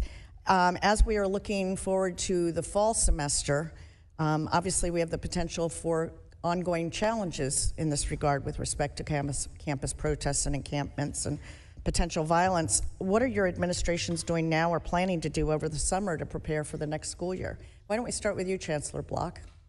Yes, so, I will not be there this fall, but I would seriously recommend that during our orientation this coming summer, we spend extra time discussing these issues about respectful protest, time, place, and manner, and we make sure that our students are prepared for what the rules are with regard to Mr. Lawrence? appropriate protest. I think these are always learning opportunities on our campuses, and we shouldn't be surprised in a polarized time and a challenging time for the nation that we see that exhibited on campus. So I think this is an opportunity to talk about protest, but also about a conversation over differences, and all of us on campus and throughout the society can play a role of role modeling for students how we have conversations between and among people who have very strong differences of opinion on fundamental issues. Exactly, that's exactly my point. And I know my time has run out, so what I would ask of all of you is that you give very careful consideration to how you're going to approach this in the upcoming school year, and perhaps submit to the committee your ideas, which I hope will be some sort of template for other schools. Thank you very much. I yield back, Madam Chair, and thank you for the accommodation. Thank you, Ms. Wild. I think you've asked a very good question. Ms. Steele, you're recognized for 5 minutes. Thank you, Dr. Fox, and thank you all the witnesses coming out today. And Chancellor Block, you've been talking about this was really peaceful protest, and UC system, under UC system, unless absolutely needed, that you cannot really use law enforcement. But you know what? If you watch that video, that person physically slapped the Jewish student and removed the Jewish student's head covering and pull out a taser and follow that person, I hope that you found out that who that person is, belonged to your university or students, and whoever that was, and I hope that you found out and you did certain, you deal with him, I hope. And you know what? That should not happen for the Jewish students. And your school that had the, I'm gonna just move on to that. Hamas-leaning faculty members offered extra credit and better grades for those who took part in chaos and disruption caused by campus, the terrorists. This is just really not heard of. And what did you do? Did you discipline this professor, or did you really do something, or you are investigating? And then what's going on? You know what? This should not happen in the university campuses, such as UCLA. It's prominent university in California, not just California, but in the nation. So what did you do about it? Congresswoman, thank you for your question. I'm unaware of the incident of offering extra credit to it. I'm just not clear of that incident. I'm happy to look into it, but that particular incident... I really cannot hear you. Could you pull your microphone I'm sorry. That particular incident, I'm not fully aware of the one you're talking about. We do know there have been cases where a faculty member has offered extra credit to go to a tutorial on Gaza, but offered the same credit to go to other events on campus, including an event at our Nazarian Study for Jewish Studies. But the incident you're talking about, I'm sorry, I'm not familiar with. I will make sure I'm aware of it and see how it was disposed of. It may have been handled by Student Affairs. I'm not certain. Well, Chancellor Block, I am aware of it, and you don't. That's really, really odd, because you are head of your university. And then, you know what? Anti-Semitism class is not mandatory, but I have a little problem with your syllabus, your school syllabus here, that on March 27th, an activist gave a mandatory lecture to your first year UCLA medical student. It's part of the mandatory structure racism and health equity class. During this lecture, the medical students, the lecturer led the students in a free Palestine chant and demanded the students kneel down and keep repeating for Mama Earth, the pray. And when you do mandatory why medical students required to stand up and chant "Free, Free Palestine" in a mandatory lecture, and some faculty have called for a course to be suspended and investigated. So have you opened an investigation and committed to an investigation today? So we've undertaken fact-finding to find out exactly what happened at that class. I'm not familiar with the exact details, actually, through our Office of Compliance. And I do believe that the School of Medicine is re-looking over its first-year program generally to look at, the faculty committee is looking at the course content of the first-year program, of which this was part of. So there's a review of the first-year program that I understand, and we are actually now trying to confirm the facts of what has been claimed during that course. How are you going to fix that? It's never going to happen again, though. I think this is one where, again, let's find the facts out first of exactly what happened, and then we'll figure out what the remedies should be to make sure that appropriate behavior occurs in classrooms. So UCLA receives a lot of federal funding. In fact, over $1 billion per year just for research. It is a good use of taxpayer funds to invite speakers who refer to the October 7th massacre as justice. Do you condemn the fact that someone at your university referred to an October 7th attack on Israel? They killed 1,200 people, and hundreds of people were kidnapped as justice. Well, I'm not familiar with exactly the individual you're talking about. I think that would be a personnel issue. I am deeply offended by statements like that. That's personally offensive to me, particularly hurtful, and I just would like to learn more about it. Chancellor Block, it seems like I'm not really getting any answers from you, but you know what? I hope these public universities, especially getting federal fundings, and you know what? You really have to teach our kids how to think, not just brainwashing these kids. So thank you very much, Dr. Fox. I appreciate that. I am, thank you. Dr. Adams, you're recognized for 5 minutes. Thank you, Madam Chairman, and I want to thank the presidents and chancellors for being here today.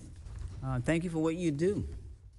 At your institutions, I served 40 years at Bennett College in Greensboro, and so Dr. Holloway, I want you to know I did have the opportunity to know Dr. Trent, your grandfather, and to work with him during my 40 years there at the college.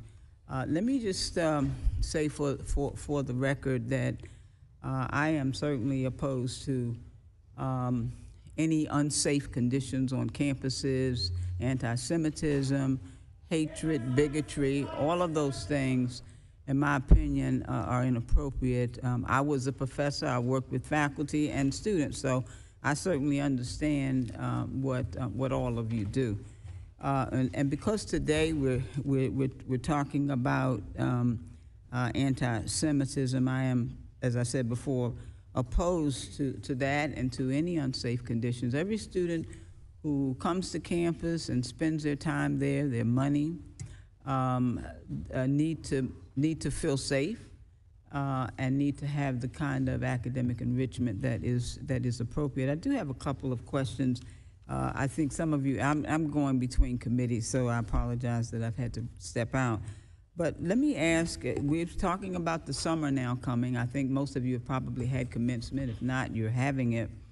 And so to what extent have you had conversations with students about protests before they left the campus or during the upsets that we've seen on the campus? And you can be real brief in your answers because I have another question. So we'll start, Dr. Holloway, we'll start with you. Thank you, Congresswoman.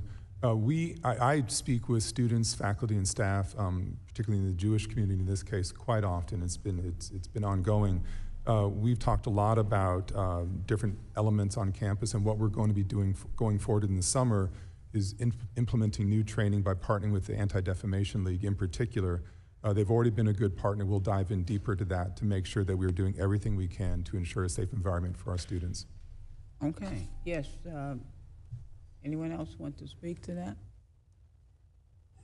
I'm happy to jump in. So what we are doing, we are always talking with our students and trying to help them both our Jewish students, as well as some of the students who are advocates for the current conflict in Gaza. But the important thing that we're going to be doing over the summer, Congressman Adams, is we're going to be revising our conduct code, which was just not appropriate for this moment. And so we're going to be working on that, both our Office of Student Affairs in conjunction with our board committee on student affairs. So let me ask you, that's going to apply to all students? That would apply to all students, okay. Right. Let me, I have a question. I really want to get this one in. As university presidents, chancellors, how have you supported the freedom of speech and the right to peacefully protest of your students as well as your faculty? Because some of the views or political positions that we know have been expressed may differ from that of your trustees or even your own personal views. So how have you ensured that the institutional mission of the university remains intact? And each of you can respond very quickly if you would. I believe that free speech and free expression and academic freedom are the core values of our university, and we will protect them. At the same time, academic freedom and free expression do not allow discrimination, harassment, or intimidation of students, other faculty, or community members. Great. Okay, let's move on down the line. Yes, Dr. Holloway? Academic freedom and free speech are at the very core of what we do. I think that they're core of what we do in the work of serving the common good and protecting democracy. I absolutely agree with President Shill. Any language that threatens violence, harassment, and intimidation goes beyond the pale, and we work very hard to make sure that we hold people accountable. Thank you. Mr. Lawrence? As I said in my opening statement, that we have to have strong protections of free expression, academic freedom, free inquiry as the foundation of the open dialogue, discussion, debate that takes place on a university campus. Where does that run out? Where does that reach its limit? Where there are threats of violence, where there's harassment, intimidation, and interruption. Chancellor Block? I would say the same thing. What we have to do is we want to encourage free speech. We want to make sure time, place, manner, the students understand how to do it within the context of a university environment. Thank you, gentlemen. Madam Chair, I yield back. Thank you, Dr. Adams. Mr. Kiley, you're recognized for 5 minutes. President Holloway, is physically blocking students from entering your campus based on their race, religion, or ethnicity an expellable offense? I'm sorry, could you, the very beginning of the question. Is physically blocking students from entering your campus based on their race, religion, or ethnicity an expellable offense? That's certainly a violation of our university standards, sir. Is it an expellable offense? Potentially it would be, sir. It would depend on the circumstance of that specific instance. President Shill, is excluding students, blocking students from entering campus based on their race, religion, or ethnicity an expellable offense at your university? I would imagine it is a violation of our conduct code. Is it an expellable offense? I'm sorry? Is it an expellable offense to physically obstruct students from entering campus? A range of disciplines up to and including being expelled for violation. Chancellor Block, is physically stopping students from entering your campus based on their race, religion, or ethnicity an expellable offense? Again, there's a disciplinary process for students. It could be. Can we please play a video? Everybody, look at this. Look at this. I'm a UCLA student. I deserve to go here. We pay tuition. This is our school. And they're not letting me walk in. My class is over there. I want to use that entrance. Why can't they go? Will you let me go in? This can be over in a second. Just let me and my friends go in to class. We're not engaging in that. Then you can move. Will you move? We're not engaging in that. Okay, we're going. We're going. I'm going in. I have my hands up. I'm not hurting them. Chancellor Block, were those students who formed the blockade, do you know? Excuse me, I'm sorry. Were those students who formed that blockade? I don't know whether they're students or non-affiliates. I don't know. They were masked. You don't know? I do not know. Have any of them been disciplined? Have any been disciplined yet? Those people on the video who formed the blockade, have they been disciplined? After the response, after we learned about that, I sent a message to all of our student affairs people to make sure the pathways are open for everyone. and I sent a message out to our community. So I'm going to take that as a no. We have the evidence right here on video. A student being blocked from entering your campus based on his Jewish identity, and there's been no consequence whatsoever. Is that what you're telling us? No, I did not say that. I said this is being investigated, and we'll see what happens with the disciplinary process. I did not say that. President Shill, if the Deering Meadows Agreement, if the university does not live up to its end of the bargain, do the protesters have a right to reestablish the encampment? The protest on Deering Meadow, any encampment on Deering Meadow, is a violation of the university's Yes, but you conduct reached code. an agreement where you said that that the encampment will disband if, and you agreed to certain conditions. So if you don't follow those conditions, can the encampment reestablish itself? We are planning on following those conditions. But if you don't, would they be within their rights to reestablish the encampment? That is a hypothetical issue. If I commit to something, I do it. You said you have great respect for the Anti-Defamation League. Is that correct? I do. And as I'm sure you're aware, the Anti-Defamation League has called for your resignation. They said President Shill capitulated to hatred and bigotry and empowered and emboldened those who have used intimidation, harassment, and violence to achieve their ends. Rather than hold them accountable as he pledged he would, President Shill gave them a seat at the table and normalized their hatred against Jewish students. Why is the ADL wrong? I believe that at this moment, leaders need to make hard decisions. I believe that we got a good result. We were able to get rid of the major anti-Semitic event on our campus with no violence. By institutionalizing anti-Semitism and agreeing to the demands of anti-Semites. Mr. President Shill, in my view, you are the easiest case that we have dealt with. You agreed to the demands of those who are trying to change university policy in an anti-Semitic way, and you rewarded their tactics of using force. This is what the ADL has said. It's not what I have said. Excuse me, sir. That was not a question. Excuse me, sir. We agreed to none of the demands and that here were today, presented you to us. announced it as the Deering Meadows Agreement. Here today, you've made preposterous statements like it wasn't practical to consult with Jewish students prior to acceding to those demands. So I would associate myself with the comments of the ADL, and I think that if the university does not move to change its leadership, then it will be endorsing that institutionalization, that normalization of anti-Semitism on campus. President Holloway, are you currently under consideration to be the president of Yale University? No, I am not. You are not. So you're planning to stay at Rutgers? Yes, I am. Okay. Thank you, sir. I yield back. Thank you, Mr. Kiley. Ms. Stevens, you're recognized for 5 minutes.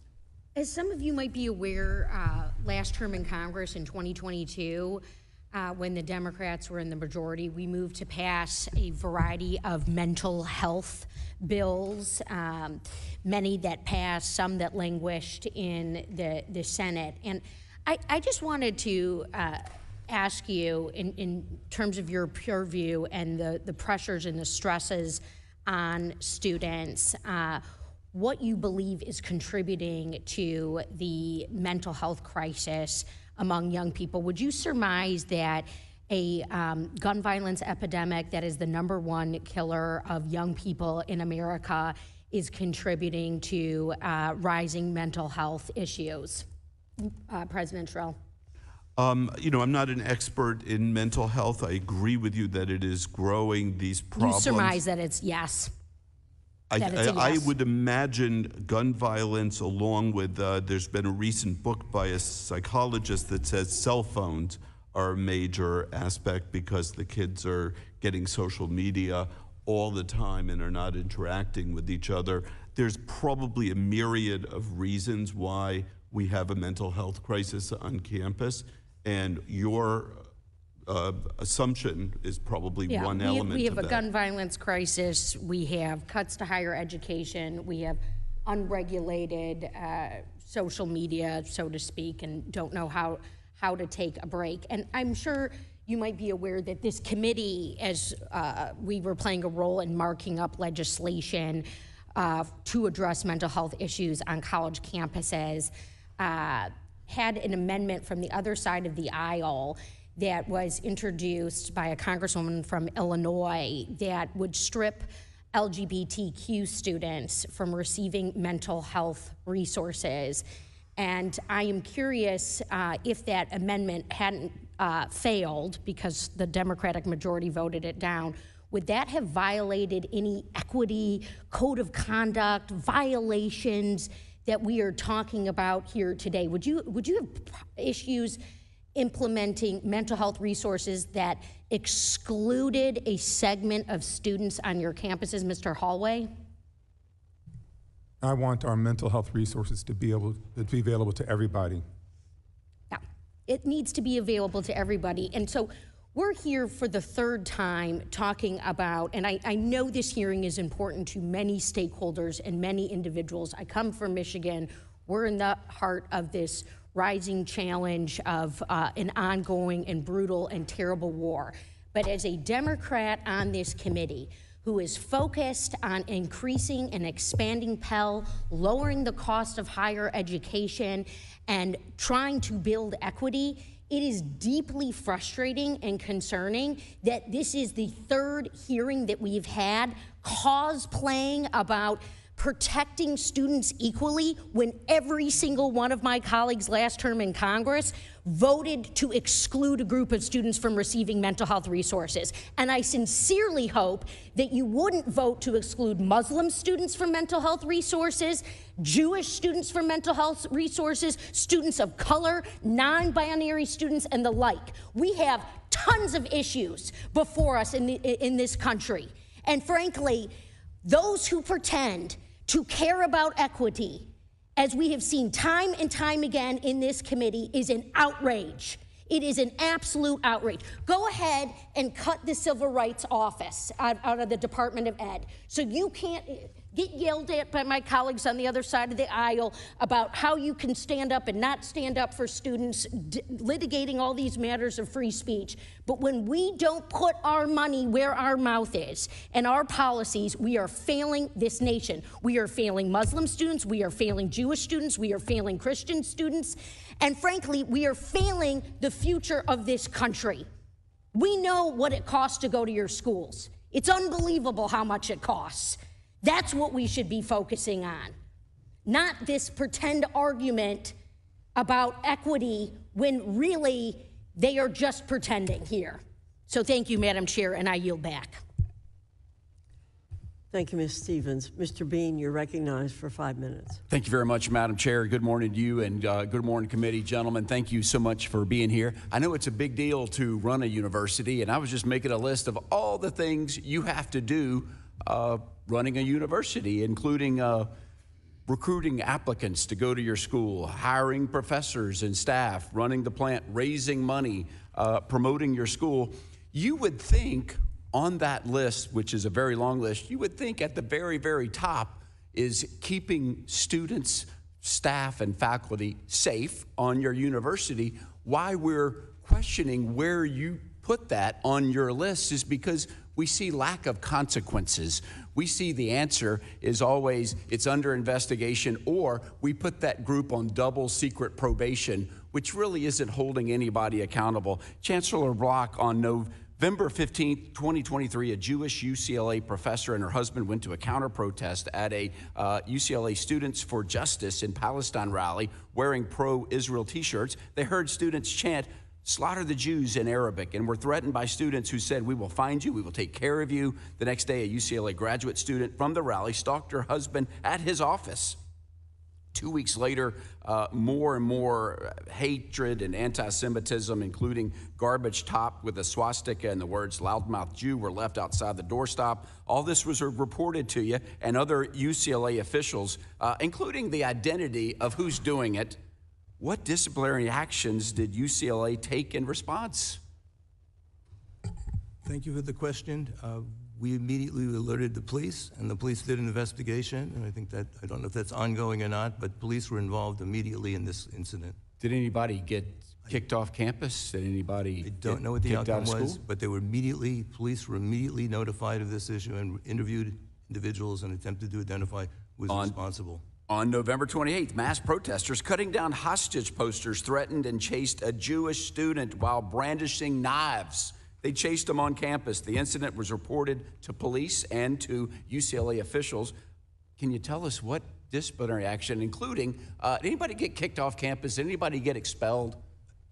I don't know in that particular case, but the police were notified and they attempted to identify the individuals holding the knives. So you can see, gentlemen, this is why we question where it is on the list, because we see the videos, we see everything, and we just, we meet with students who say that it's, and we see the video just now, it breaks my heart. You can't even go to class. It's hard enough going to one of your schools, but to have to worry about it. President Shill, I know that you're rewriting the code of conduct at Northwestern. It sounds like you're going to start, you probably already started on it. Is calling for the death of Jews, is that going to be against your code of conduct? It already is. It already is. So you can't yell words that we all know, intifada and others, that are hateful to the Jewish, and calling for the death and destructions. That's going to be... Anything that calls for the death and destruction of Jewish people, whether here or abroad, is a code of conduct violation, and the code of conduct will be investigated, and there's a variety of disciplinary possibilities that will follow from that. Very good. It's an open question. Here's your chance, presidents, to prove to this committee, to the American people, to Congress, your teams back home, that you rank the safety of students and faculty. Have you expelled anybody? Have you fired people, these hate groups on your campus? I know there's free speech, but this is clearly, as President Shill has already commented on, it's a real crossing of the line. President Holloway, what say you? Any exhortation of violence threatening students or the community or harassment is a violation of our code of conduct. And you've expelled students and you've banned groups from your campus to say this will not be tolerated at Rutgers. That is correct. So I know my time is about up, but I was in Israel this past a few months ago and eating dinner with a family, and we were talking about how scary it is to live in Israel. The family says what we're really worried about is our daughter, and ironically, our daughter is starting Rutgers in the fall. We are really fearful of her safety coming to America. Should she have anything to fear at Rutgers? I'm very sorry to hear that the family feels this way. Well, they're scared. They're scared. They see the video that we see of students, which is what happened at UCLA and others across America, and they see very little consequences of breaking the laws and the policy because no one seems to be held accountable. Are you going to hold people accountable, Mr. President? May I answer? Thank you, ma'am. Yes, sir, absolutely. One thing I want to make clear is that in any instance of the kind of language, behavior you've been talking about, we've responded immediately with whether it's student affairs police, sometimes campus police, sometimes state police, even the FBI, to help us bring to conclusion. Thank you, President. Madam Chair, I yield back. Thank you. Thank you. Mr. DeSanya, you're recognized for 5 minutes. Thank you, Madam Chair. I want to thank the panelists for being here. Thank you for your life's work.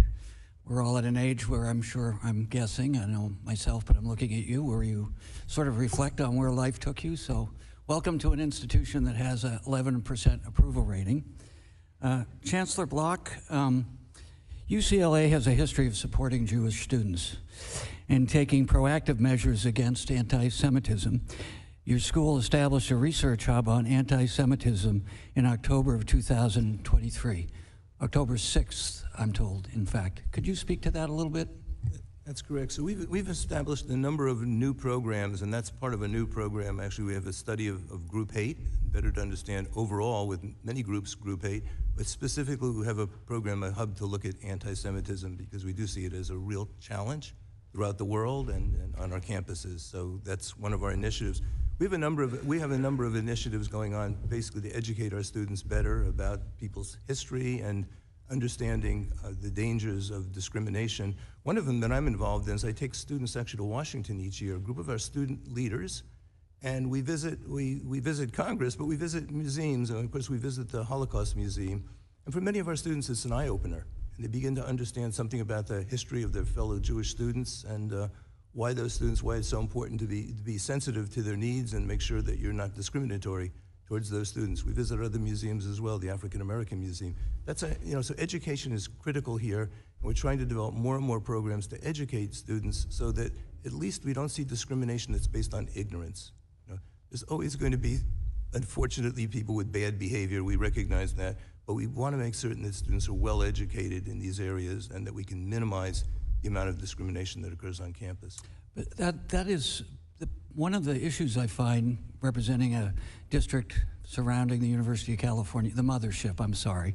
We think of you as the younger sibling, is these are areas with a lot of diversity. Rutgers. So there is some tension there because there is more diversity. Our openness in this instance sometimes creates more friction, in my view, as a urban California representative. Do you feel I'm not bringing it as a prerogative, but there's a reality to that openness that sometimes contributes more to the challenges that maybe less diverse parts of the country don't experience. That's exactly right. We're very proud. UCLA is a very diverse campus, and I've worked hard over 17 years to make sure it's representative, that we can really work hard to make sure students from all backgrounds, all socioeconomic backgrounds can attend this university. So we're very proud of that. People come with different life experiences, with different prejudices, but we work hard actually to bring students together to better understand their common humanity. And I think this is something I think the UC system does very well. I think it brings students together with different backgrounds, and we try to form a bond of what we all have in common. And that's where our programs are designed to really do. We've got some very effective, and we also have very effective organizations like our Hillel organization, which is actually nationally recognized, an outstanding place for Jewish students to find a home. And other students have other organizations they can go to. So and they have been part of this program, Hillel. They've been very involved in it. Yeah, and Hillel has been really a great partner, actually, with Jewish students. So how do we keep building on that? That started October 6th. How do we continue to build on that, given the reality that we're experiencing right now? This is a teaching moment, maybe more of a learning moment. I think we have to build more programs. As was mentioned, faculty programs that can be helpful for faculty to recognize what their students are going through in terms of the challenges of students in this very divided world. But also, faculty and new student programs that really can help address issues of discrimination, and I think those are really important. Just a personal note, I became friends some years ago with Nathan Chappelle, who's now deceased. The 405 is named after him, a survivor of Auschwitz. Last night I was thinking about what he would think about these hearings, and he was a very frank human being. He came here with nothing and ended up being one of the wealthiest people in the United States. Mr. Lawrence, I was criticized a little bit last hearing because I quoted Justice Brandeis in the opinion with Justice Holmes about the First Amendment. Could you talk about that a little bit? It's sort of odd to have people get mad at me for using a quote from Justice Brandeis and talking about the First Amendment. Well, I wouldn't think one could get hurt for quoting Justice Brandeis. I didn't think so either. Justice Brandeis is a personal hero of mine and probably many in the room. Justice Brandeis famously said that in the absence of incitement of imminent lawless activity, the answer to bad speech is not enforced silence, it's more speech. And I think that he was right then, and I think he's right today. Thank you all. All right, yield back. Thank you, Mr. DeSagne. Mr. Smucker, you are recognized for 5 minutes. Thank you, Chairwoman Fox. I'd like to start my comments by addressing comments made during the ranking member's opening statements, where he criticized the majority for holding this hearing and then talked about the civil rights movement and invoked Martin Luther King Jr., talked about how he was once unpopular but then moved public opinion.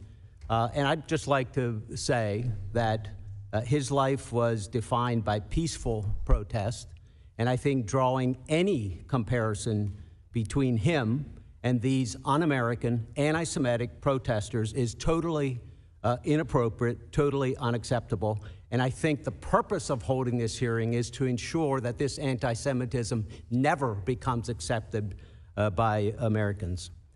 The anti-Semitic behavior that we've seen on your college campuses is reprehensible. It's un-American. It's against your own policies. And in many cases, it's criminal. And I'm deeply concerned by the fact that President Shill and President Holloway, you gave in to the protesters' demands at the expense of the rest of your student bodies.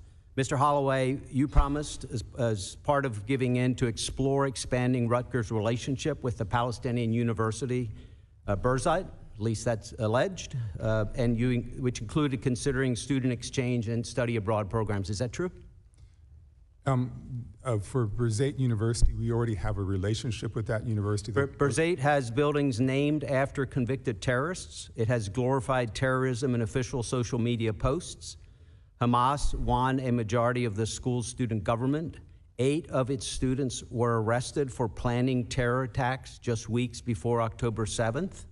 And as of 2014, Birzeit had an official policy of barring Jews from its campus. Is this really an institution Rutgers should be partnering with?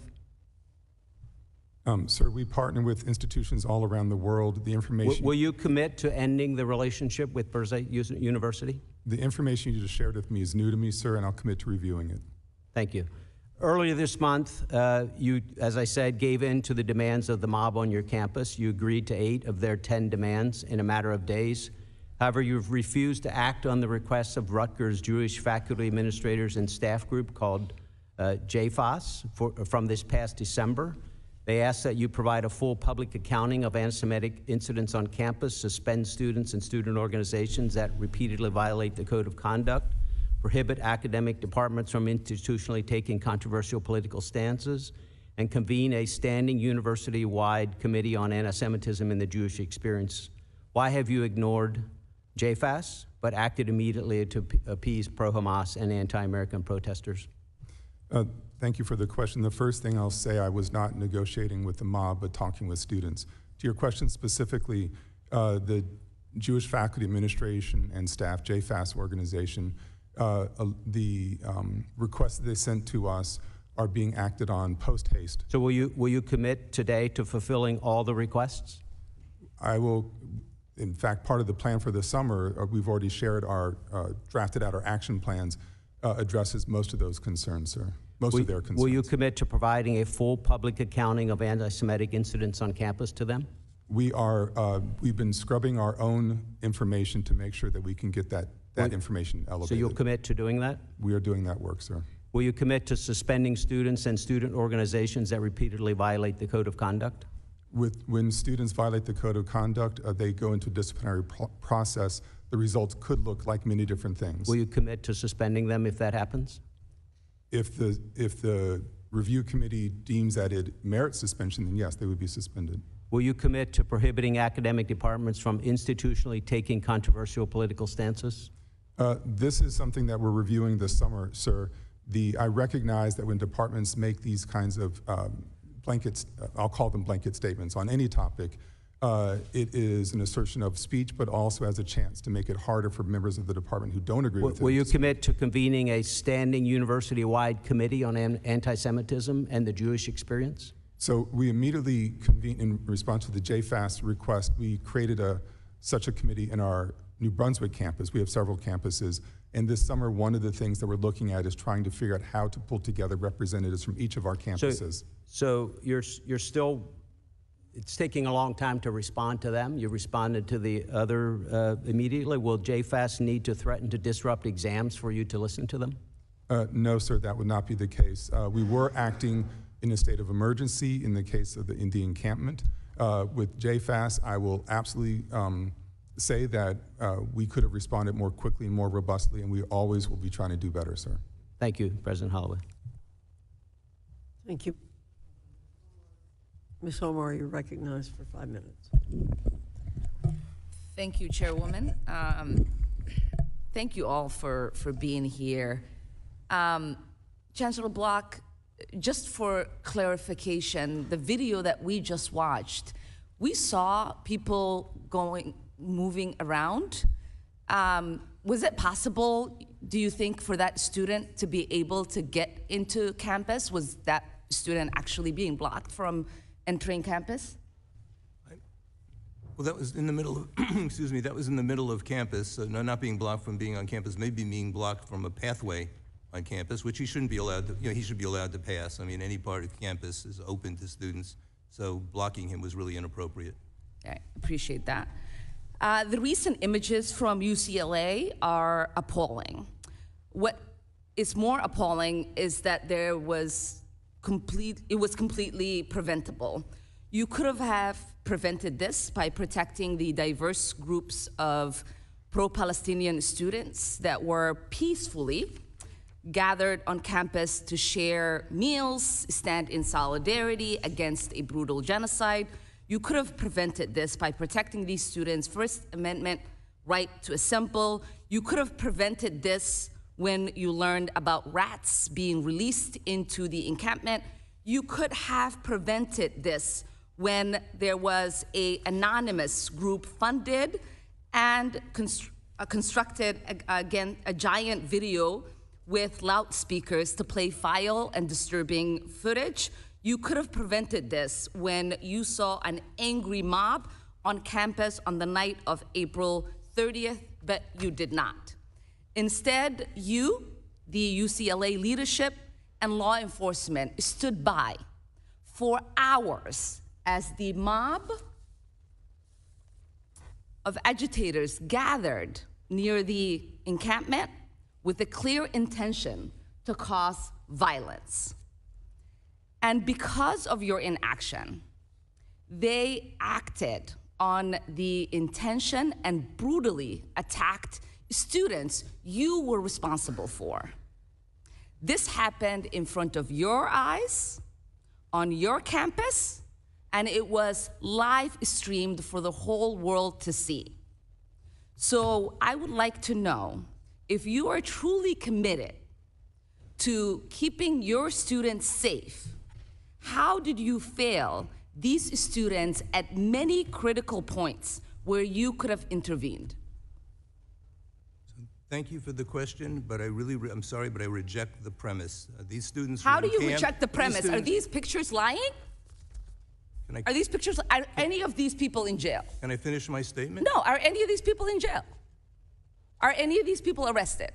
LAPD is working on trying to identify the people who were assailants that evening. We were committed to finding out the people that were involved. It's been over a month.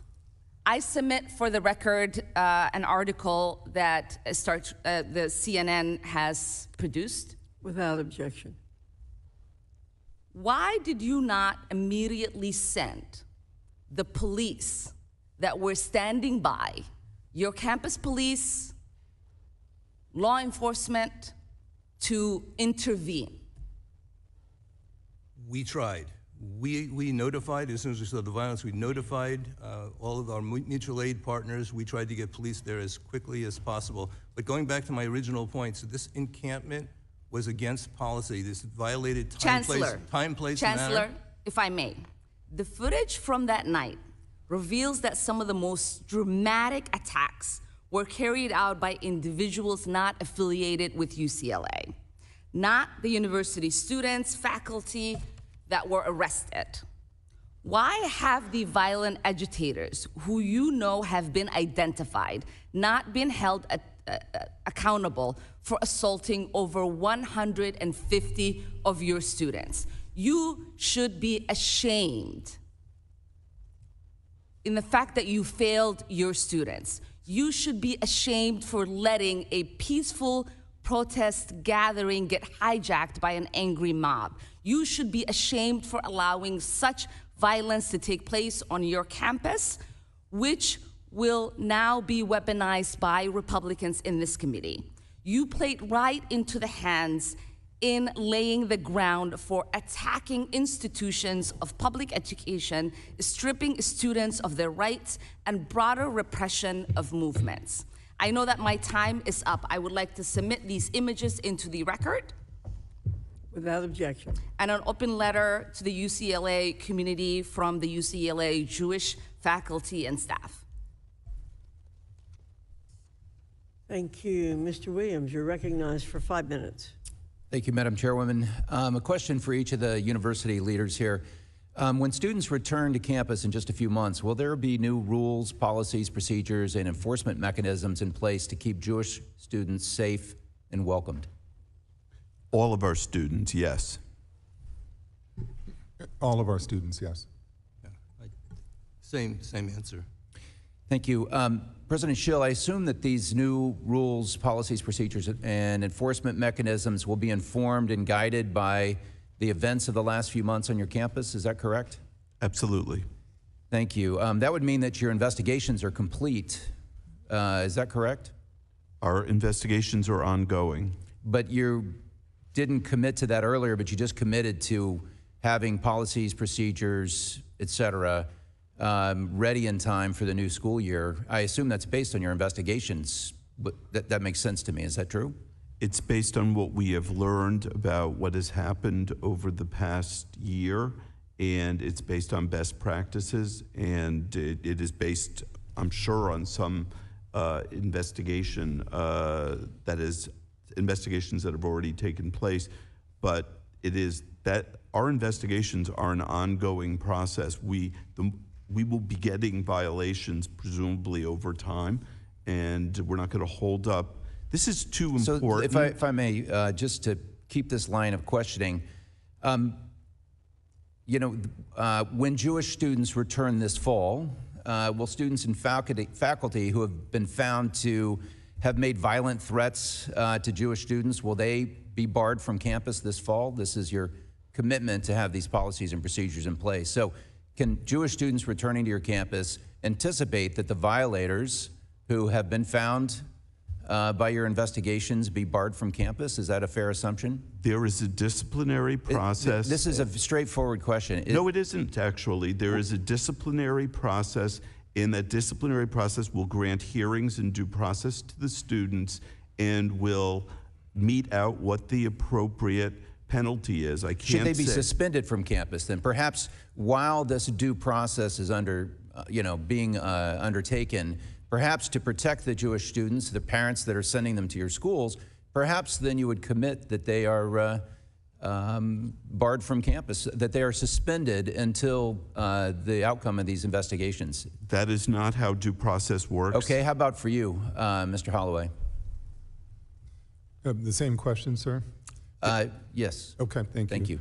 Thank you. We have graduated our class, and so we are now in the process of shifting gears, summer planning, to do the work of exploring our policies and building plans into place. Talking about the specific violators that are being investigated for these heinous crimes, will they be at your campus when new students, Jewish students, return in the fall, yes or no?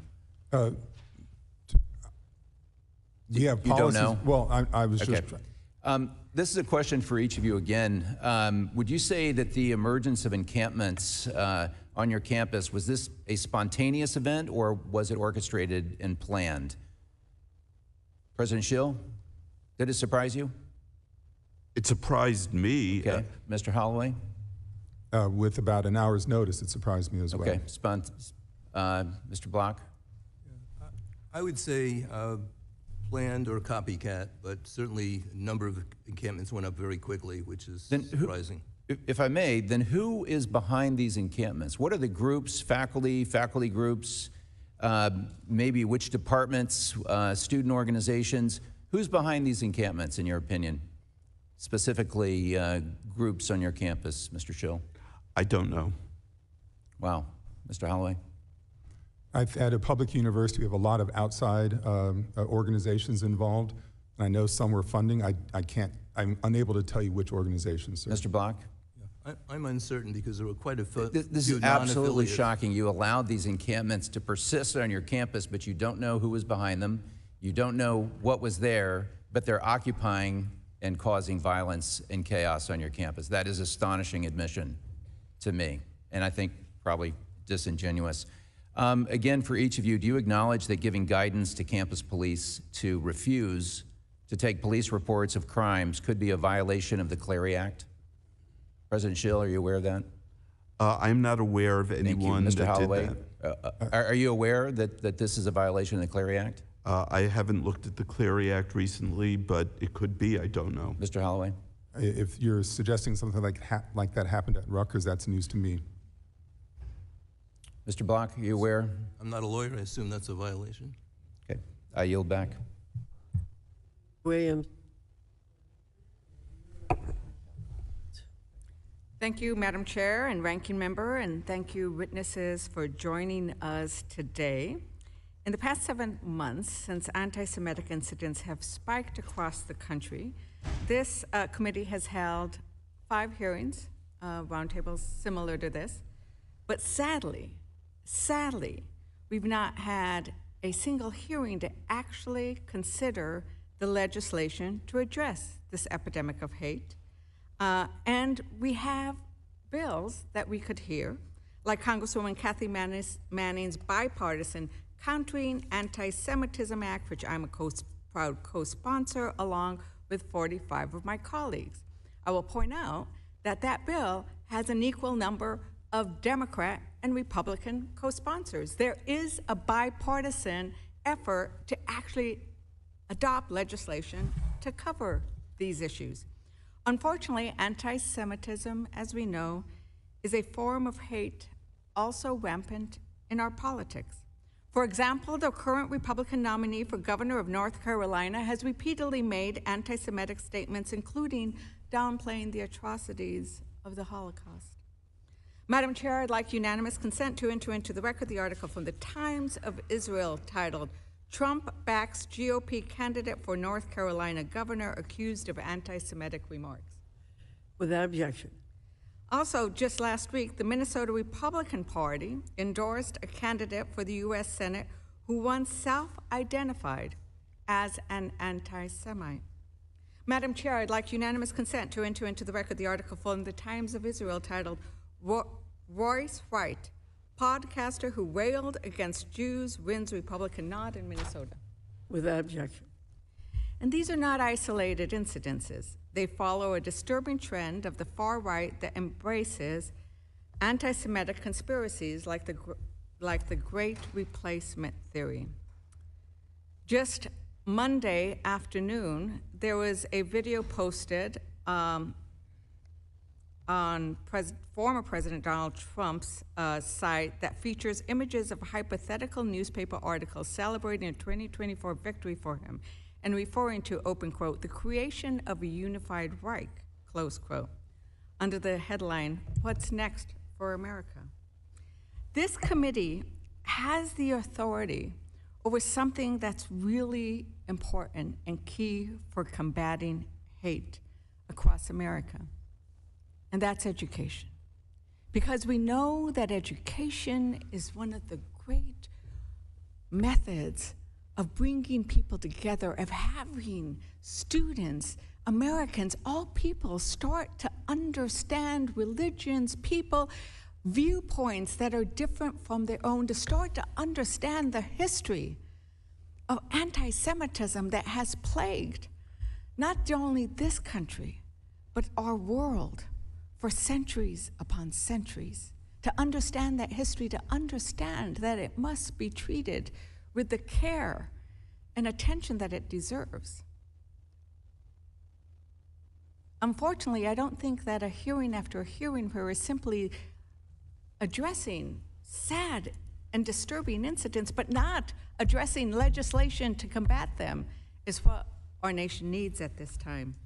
Once again, I call on the committee to hold a hearing on the legislation to actually address anti-Semitism, like the Combating Anti-Semitism Act. And with that, I yield back. Thank you very much, Madam Chair. Thank you, Ms. Leisure-Fernandez.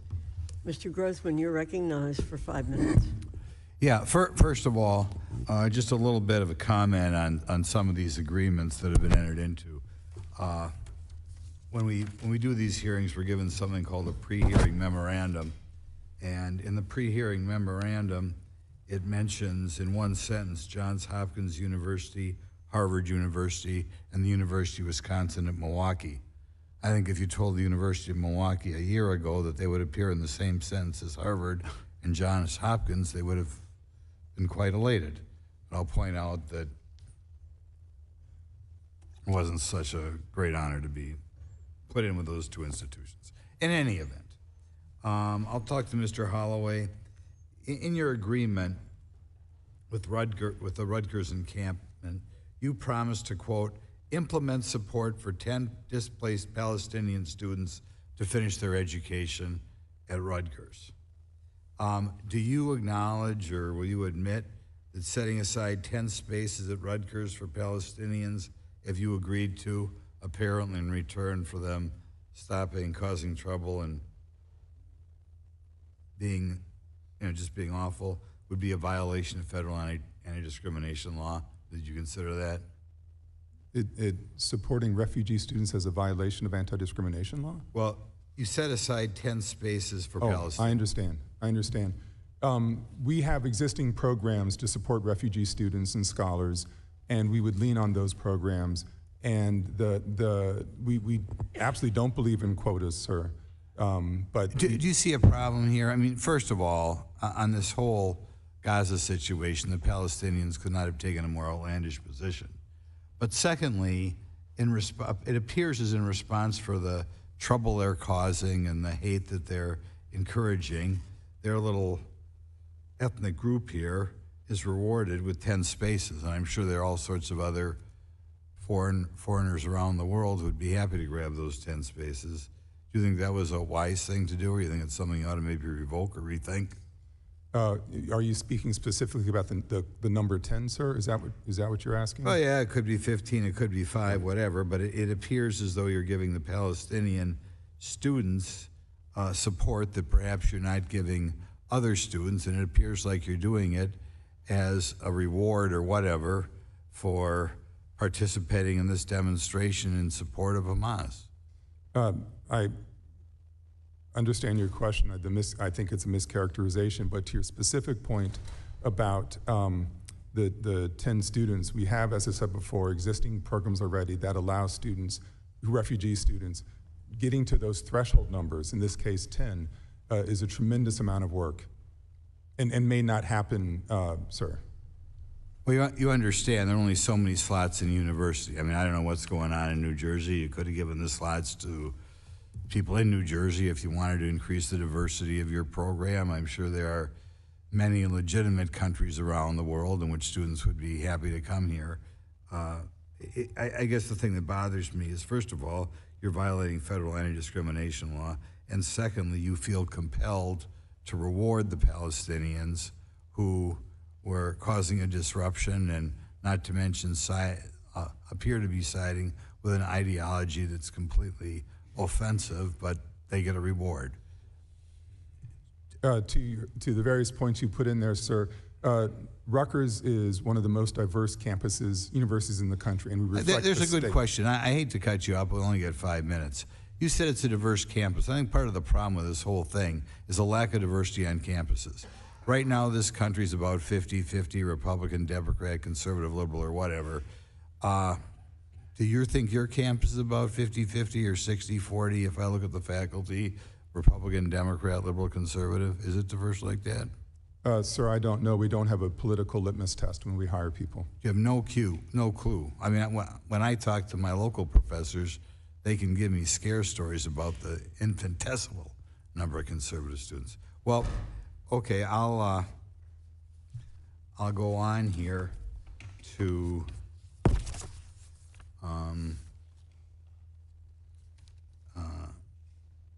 the gentleman from Northwestern. It appears to me as though you have also entered into some sort of agreement in response to the troublemakers, giving them, saying you're going to support visiting Palestinian faculty and students at risk. So in other words, you also have responded to these protests, obviously anti-Semitic protests or anti-Israel protests, by rewarding a subgroup here with special treatment. Do you regret that, or do you think that's inappropriate? This is an existing program. It's not something new. We have an existing program, and it has served Ukraine, Afghanistan, and other countries. The university will support visiting Palestinian faculty. That's what it says here. Well, thanks for cutting me off. Mr. Scott? No. Okay. Mr. Burleson, you're recognized for 5 minutes. Thank you, Madam Chair. I have a video that I want to start with. I have a video. You get them right, you win $100. First question, have you guys chanted from the river to the sea? Yes. Okay, which river, which sea? the Sea of... So you don't know that? No. The answer was the Mediterranean and the Jordan. What does Hamas say their #1 goal is according to their charter? They just want to free Palestine. To murder all Jews around the world. What does Antifada revolution mean? I don't know what that means. But you've chanted it? Yeah. It's like a global call to murder Jews. Wow. Wow. Did you know you said that? No. Would you say it again?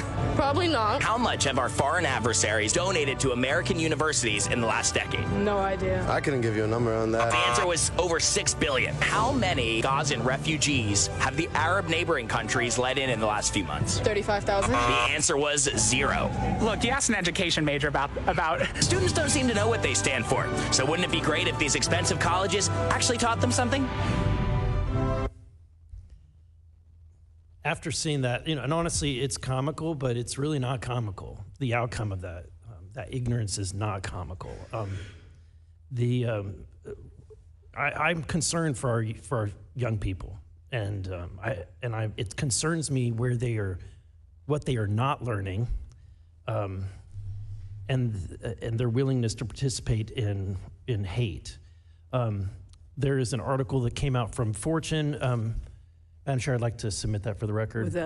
Without objection. That talks about a survey of HR experts, and there's definitely a culture within the hiring within small businesses who are choosing not to hire from universities that have protests on them, which is unfortunate for students who don't participate in the protests. Are you each can answer this, are you concerned about the business communities, the private sector's community, the employers that are hiring your students? Are you concerned? Do you have any communications with those businesses? I have not had any communications from businesses that have said they're not going to hire Northwestern students, but I will say, and it's not directly on point, you are absolutely right. We need to educate students. The ignorance that you saw in that video and that you displayed is part of the problem. And it's something that we, and I'm sure all of us agree, we need to be better at. Thank you. Mr. Holloway. The video is shocking and depressing, and I absolutely believe that we all need to do a better job in pre-K through 12 education and higher education to make sure we have more better informed students, and then frankly better informed citizens. You can see why employers would. Everyone's seeing these videos. You can see why, and the protests. You can see why employers would say, "I'm not hiring from that school." I do understand that. You asked a question specifically on that issue. We have a very large career services program, and I know they work diligently to prepare our students to be ready to be hired and not look like the students on the video, sir. Thank you. Mr. Block, or Chancellor Block. Yeah, thank you. More education. I mean, I was surprised that we need to better educate our students in some of these areas, and we do have a task force, actually, that's looking directly at this issue. It was asked earlier, and I want to give a second chance to answer this. The question was, do you believe that Israel is a genocidal state? Because that is the propaganda, and so I'll ask, begin with you, Mr. Shill. Do you believe that Israel is a genocidal state? That they're No, I do not. Okay. Mr. Holloway? I do not. Okay. Mr. Block, Chancellor Block? I do not. It's not. Okay, thank you. Would you acknowledge that from the river to the sea and Intifada revolution, these phrases are anti-Semitic calls for the destruction of Israel and the slaughter of Jews? Mr. Shill? I believe that over time, those statements have become dog whistles for anti-Semitism. Mr. Holloway? I think any time those phrase such like that is used to incite violence and threaten, harass, is a violation of conduct and is anti-Semitic. Chancellor Block? I also think they're anti-Semitic, although surveys show, interesting, many people do not. Let me ask real quick, yes or no, it's not just anti-Semitic, it's dangerous. Yes, no? Potentially, yes. I agree. We'd say the same, potentially. Thank you. Thank you, Mr. Burleson. Ms. Chavez-DeRemer, you're recognized for 5 minutes. Thank you, Madam Chair. This has to be a record for racist protests thriving at universities in the post-Jim Crow America. I mean, seriously, a lot of these schools now feel like they're being riled up by George Wallace. The target this time not being Black Americans, but Jewish Americans. Before us today, yet again, are leaders of universities with rampant anti-Semitism. Madam Chair, these witnesses have countless academic accolades, and yet the I'm sorry, pure ignorance of their actions is on the same level as other schools. Do you three think you operate in a vacuum? Every Jew, at home and abroad, is raised with stories of the Holocaust and how it could happen again. And now we find ourselves drowning in the same cultural rot which led up to the most horrific genocide in human history. The world knew what was happening to Jews in Nazi-occupied Europe, but why didn't they care? Because there was a culture of indifference and hatred toward Jews. Culture drives everything, and the world is now being directly influenced by the culture of hatred on American campuses, your campuses. Mr. Shill, Dr. Holloway, and Dr. Block, evil does not rear its cowardly head unless given permission. Through an unwillingness to successfully end these protests, you have given permission to the evil we are witnessing. According to the Anti-Defamation League, this past year was the worst year for anti-Semitic incidences since ADL began recording more than 4 decades ago. There was a total of 8,873 incidents reported across the United States in 2023, an increase of 140% compared to 2022, which was also a record-setting year. This is an average of 24 incidents per day, 1 per hour. 922 of these incidents took place on a college and university campuses, a 321% increase. Through your incompetence, this evil is growing stronger throughout the world, as university students around the world are copying what they see so easily thrives on American campuses. In no uncertain terms, you and your counterparts across the nation are directly responsible for the dangers Jews across the world now face. Chancellor Block, the encampment at UCLA, including messaging and Arabic reading, O Kasham, burn Tel Aviv. Peaceful protests are protected by the First Amendment and are vital expressions in democracy. However, this is an explicit glorification and endorsement of a U.S.-designated terrorist group which massacred 1,200 innocent Israel civilians on October 7th. Is this language acceptable at UCLA? Language was unacceptable. I'm unaware of that, and the encampment, of course, has been removed. What will be the consequences for racists calling for genocide? Student disciplinary processes. If there's complaints and they can identify the student, they'll go through a disciplinary process. But anything less than a suspension, in my opinion, is insufficient. Madam Chair, I'd like to submit ADL's report card of UCLA into the record. Without objection. UCLA received a D. I hope you will review their metrics and carefully and do a better job moving forward. President Shill, you updated Northwestern's codes of conduct in anticipation of the encampments that were being erected on various other college and university campuses across the country. Yet when the encampment went up on April 25th and throughout its lifetime, you failed to enforce those codes of conduct, providing a false legitimacy to the encampment and its actions.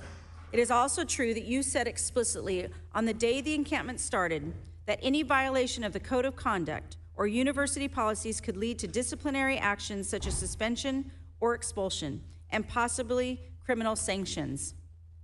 The encampment has clearly violated both your code of conducts and your policies. What's the point of having rules if they don't matter? Let me ask, and I know you've given Dr. Fox an answer, but let's run it back. Exactly how many citations have Northwestern University issued to both student and non-student participants?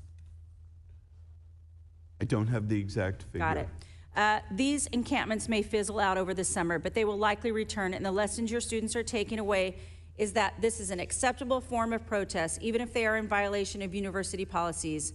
That may even lead to the concessions by their universities. This is a failure, and yours alone. And to everyone who will see this, I ask that you visit the Holocaust Museum here in DC. I want you to kneel down and touch the stone which paved the grounds of Auschwitz. I want you to peer over the countless shoes of murdered Jews. Allow the silence of that room to remind you that this is the silence of death.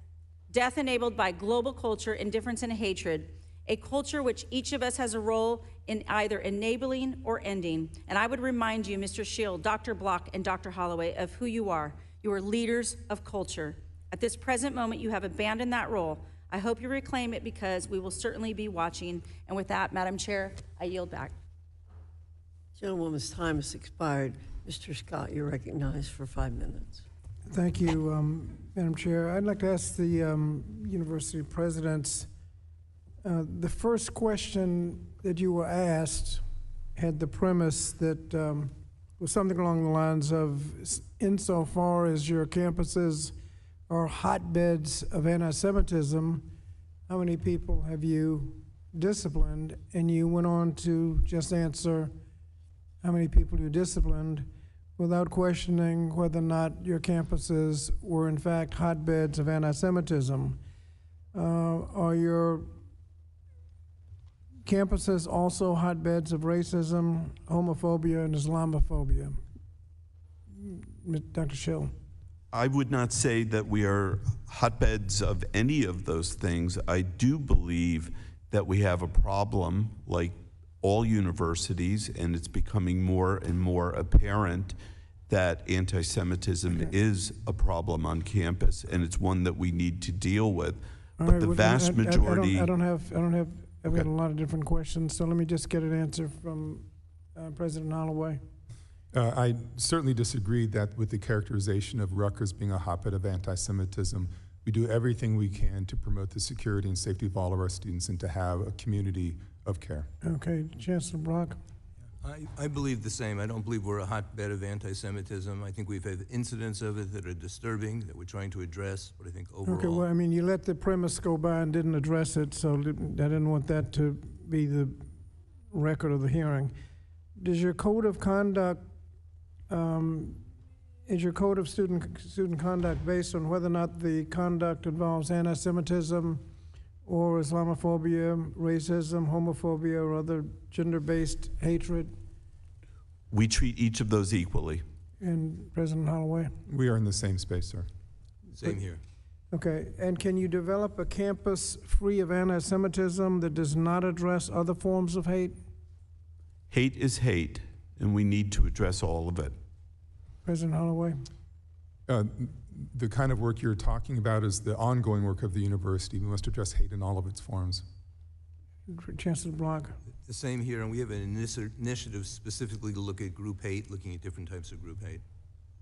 Okay, and I say that because this is indicated in my opening remarks. This is the multiple hearings just on anti-Semitism, but under Title VI, there are other forms of hate. If you're going to have a campus free of hate, it seems to me difficult to do that just looking at one form.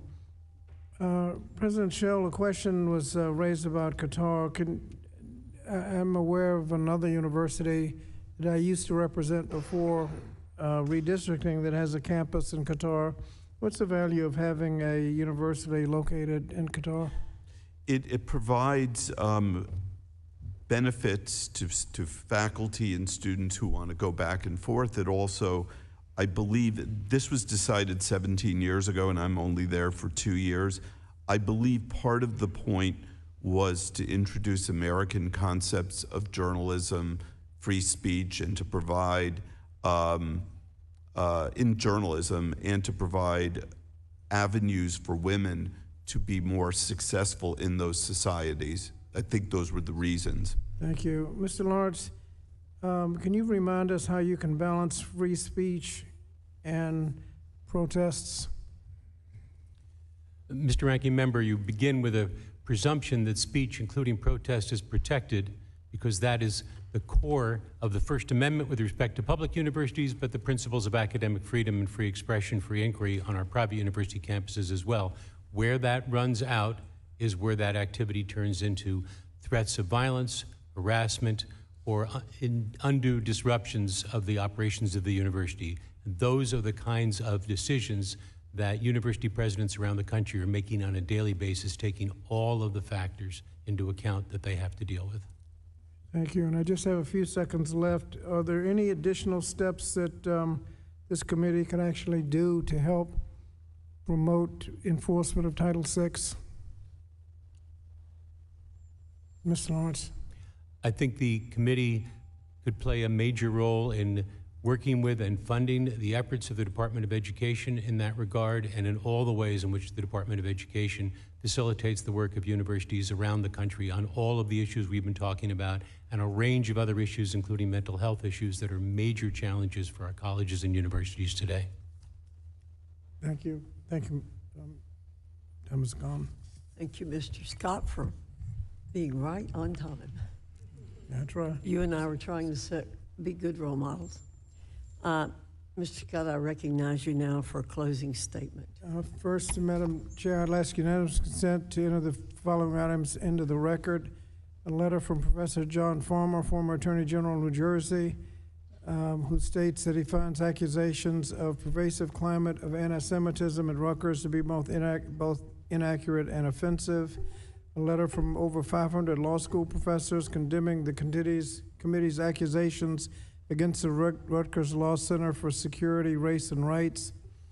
A letter published in the Daily Northwestern on May 2nd from 186 faculty members from Northwestern commending the president and students of Northwestern for coming to a peaceful resolution involving the encampment.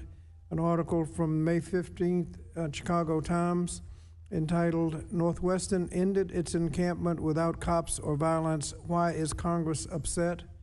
A letter from Northwestern American Association of University Professors Executive Committee, letter to Representative Fox and members of the committee in support of President Shill.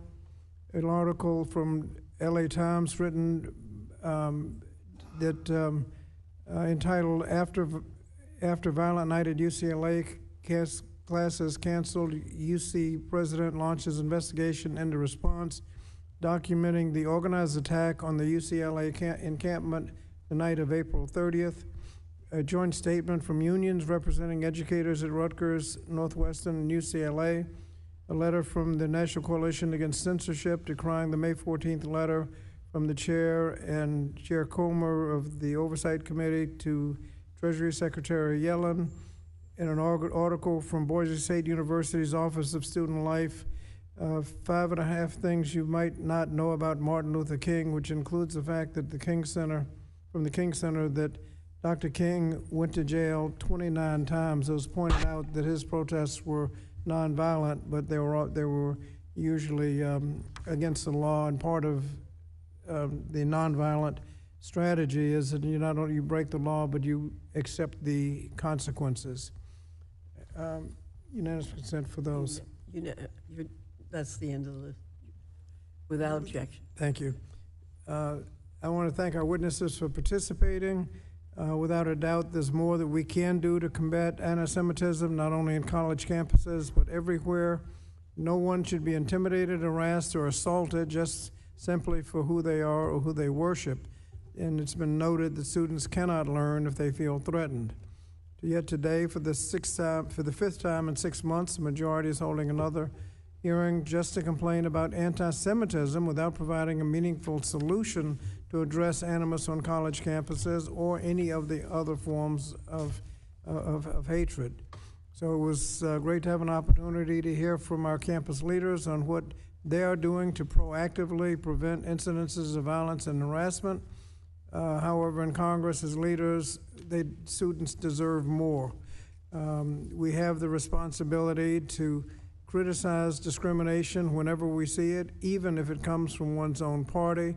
Our students deserve solutions. They deserve thoughtful, deliberate conversations about the constitutional questions before us, and that would mean the difference between free speech and violating the criminal code, Title VI, or the campus policies. We have the responsibility to condemn discrimination when we see it, and we should be doing it every time we have an opportunity. So thank you, Madam Chair, and I yield back. Thank you, Mr. Scott. We certainly do agree that Students cannot learn when they feel threatened, and it's part of our responsibility, I think, to see that the students who do feel threatened are relieved of that fear. One of Congress's constitutional powers is to conduct investigations. These are an important mechanism for transparency, bringing bad things to light, informing new legislation to address the problems they uncover, and yielding accountability. Today's testimony certainly brought bad things to light beyond the craven deals and shocking inaction we already knew about. President Shill, we've heard accounts of horrific violence and harassment of Jewish students on your campus. But you admitted that you have not suspended a single student since October 7th for anti-Semitic conduct. Moreover, I'm appalled by the condescension and contempt you've shown for the committee and towards your own Jewish students today. You've refused to answer basic questions on topics. This includes on your decision to appoint anti-Semites, including one who supported the October 7 attack, to your anti-Semitism advisory committee, and whether you'll terminate faculty and staff who fought with police in the encampment. You've given misleading answers that contradict the words of the agreement that you signed. President Holloway, over a month ago, the committee sent you a document request detailing pages of horrifying anti-Semitic incidents. And that was before the anti-Semitic pro-terror encampment. Yet you've only suspended 4 students since October 7. The Center for Security, Race, and Rights uses taxpayer dollars to engage in political advocacy, promote terrorism, and delegitimize Israel. Just this week, it was revealed that one of the advisory board members of the center was posting videos of Hamas murdering Israeli soldiers to Instagram with words of praise. If you're unwilling to close and defund the cesspool of hate, the state of New Jersey should. Chancellor Block, we saw horrifying footage of encampment members setting up illegal checkpoints denying Jewish students access to central parts of campus, and accounts of assaults, harassment, threats, and intimidation. You stood by and let this happen. Today's hearing is the beginning, not the end, of the committee's investigation of your institutions. You will be held accountable for your records. Congress will not stand by while you violate your obligations, uphold Title VI of the Civil Rights Act, fail to protect Jewish students, cut deals advancing divestment, and promote terrorism and radical anti-Semitic ideologies. There being no further business to come before the committee stands adjourned.